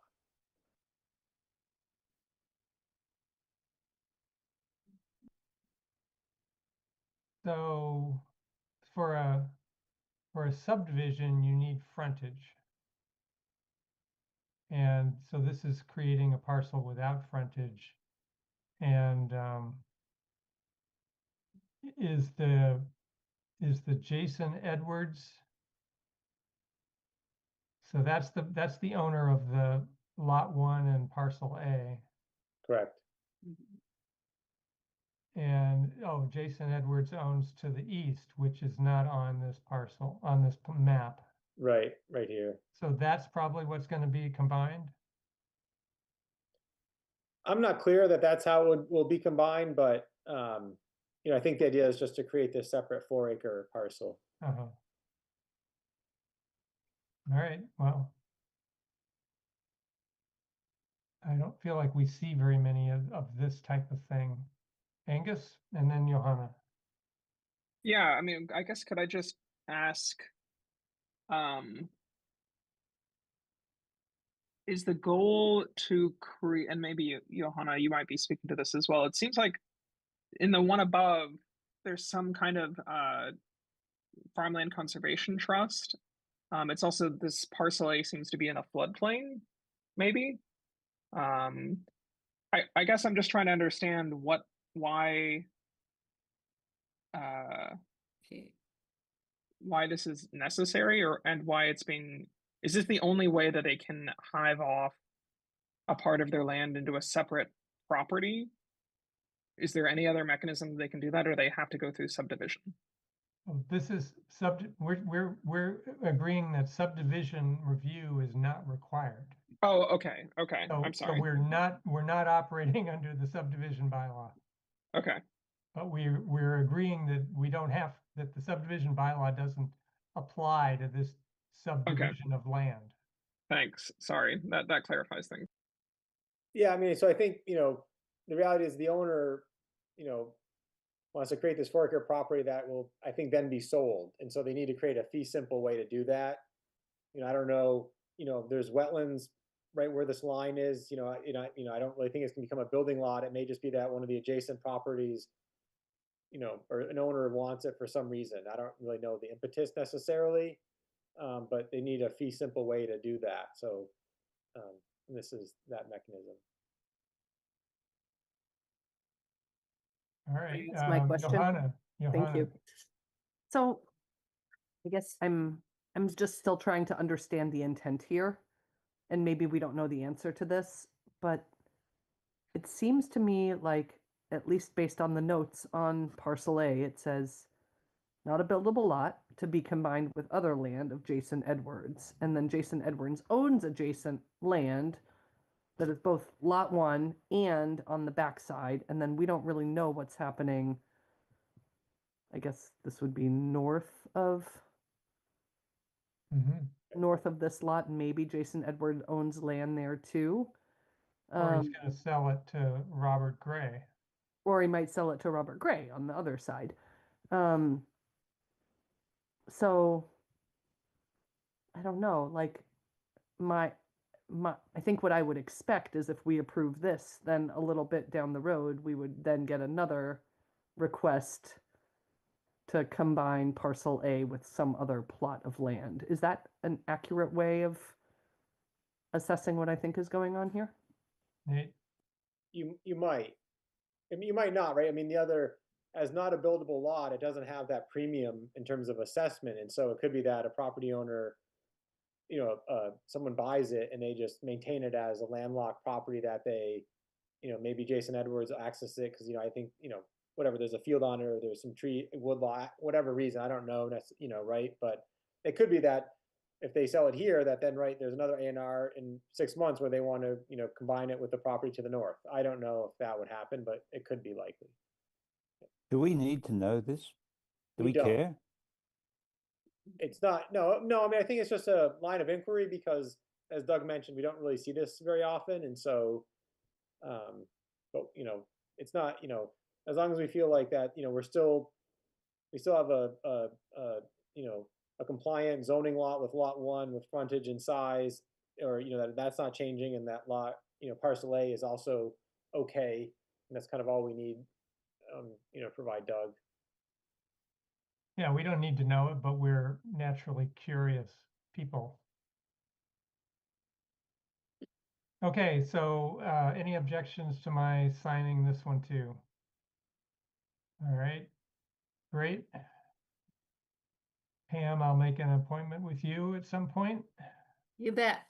All right, upcoming ZBA applications. Anything we should know about? I know you've mentioned some that are in the works, but they're not here yet. I didn't see it. No, No, I I don't think don't so. have anything to bring forward. Do you, Nate? I don't. Okay. SPP, SPR, SUB applications. Yeah, we're the planning department. We're in receipt of a mixed-use project down on Southeast Street. Okay. You know, Amir Mikchi developed a property behind Florence Savings Bank a few years ago, and he owns a few properties across the street. So it's behind the Cumberland Farms Yeah. on the east side of Southeast Street. So that's something where it's going through the Conservation Commission right now, and you know, I would put it out there that we're going to try to open the hearing on February 25th for that. So it's a 80-unit mixed-use building with 5,000 square feet of non-residential space on the first floor, and yeah, I mean, I think there may be some changes just because of the Conservation Commission review, but they submitted a full application, so we're gonna get that going and get that review happening with the planning board. Okay. All right. Planning board committee and liaison reports. Bruce, anything for PVPC? Nope. All right. How about CPAC? Angus? Yeah, we are in the midst of all of our meetings. It's a lot. We are meeting tomorrow, then we meet again in 2 weeks. We are currently voting. I'm putting the community housing and affordable housing applications pretty highly, and I'll be pushing for those. And then, but we just have a ton of funds that have been requested, and we're not going to be able to get them all. So, happy to take questions if anyone has them, or you can come to our meeting tomorrow night. All right. Thank you for doing that, Angus. Hope you're enjoying it. Good. All right. Report of chair. I really don't have anything to report tonight. Nate and Pam, anything from staff?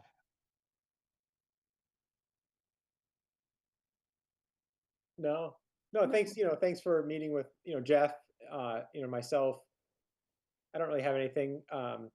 We did mention I've always mentioned the downtown design standards, but we are hoping that in February they'll be made public, and then they'll get to the planning board and other boards in March. And so stay tuned for that. I will give just a brief update on the design review board. There's just been some sign applications for downtown, so restaurants proposing new signs. That's what they've been looking at. Nothing, not any big projects. Okay, thank you. Fred, I see your hand. Yeah, Nate, did you make any progress getting the engineering on the North Amherst intersection from DPW? No, I asked, and then someone said, "I'm sure it's here," and then and then that was it. But I never followed up. So thanks for the reminder. Great. All right, if no one has anything else, the time is 9:52 and we are adjourned. Thank you all for hanging in there. I guess our next meeting is February 3rd or 4th, maybe? 4th, maybe? Okay. All right, have a good evening. Yeah. What's left of it. Bye, everybody. Good night, Pam. Good night, Doug. We'll talk soon about A&Rs. Yeah, thank you. You bet. Bye. Bye. Yes. Recording Stop stopped. recording, and I want to end the meeting.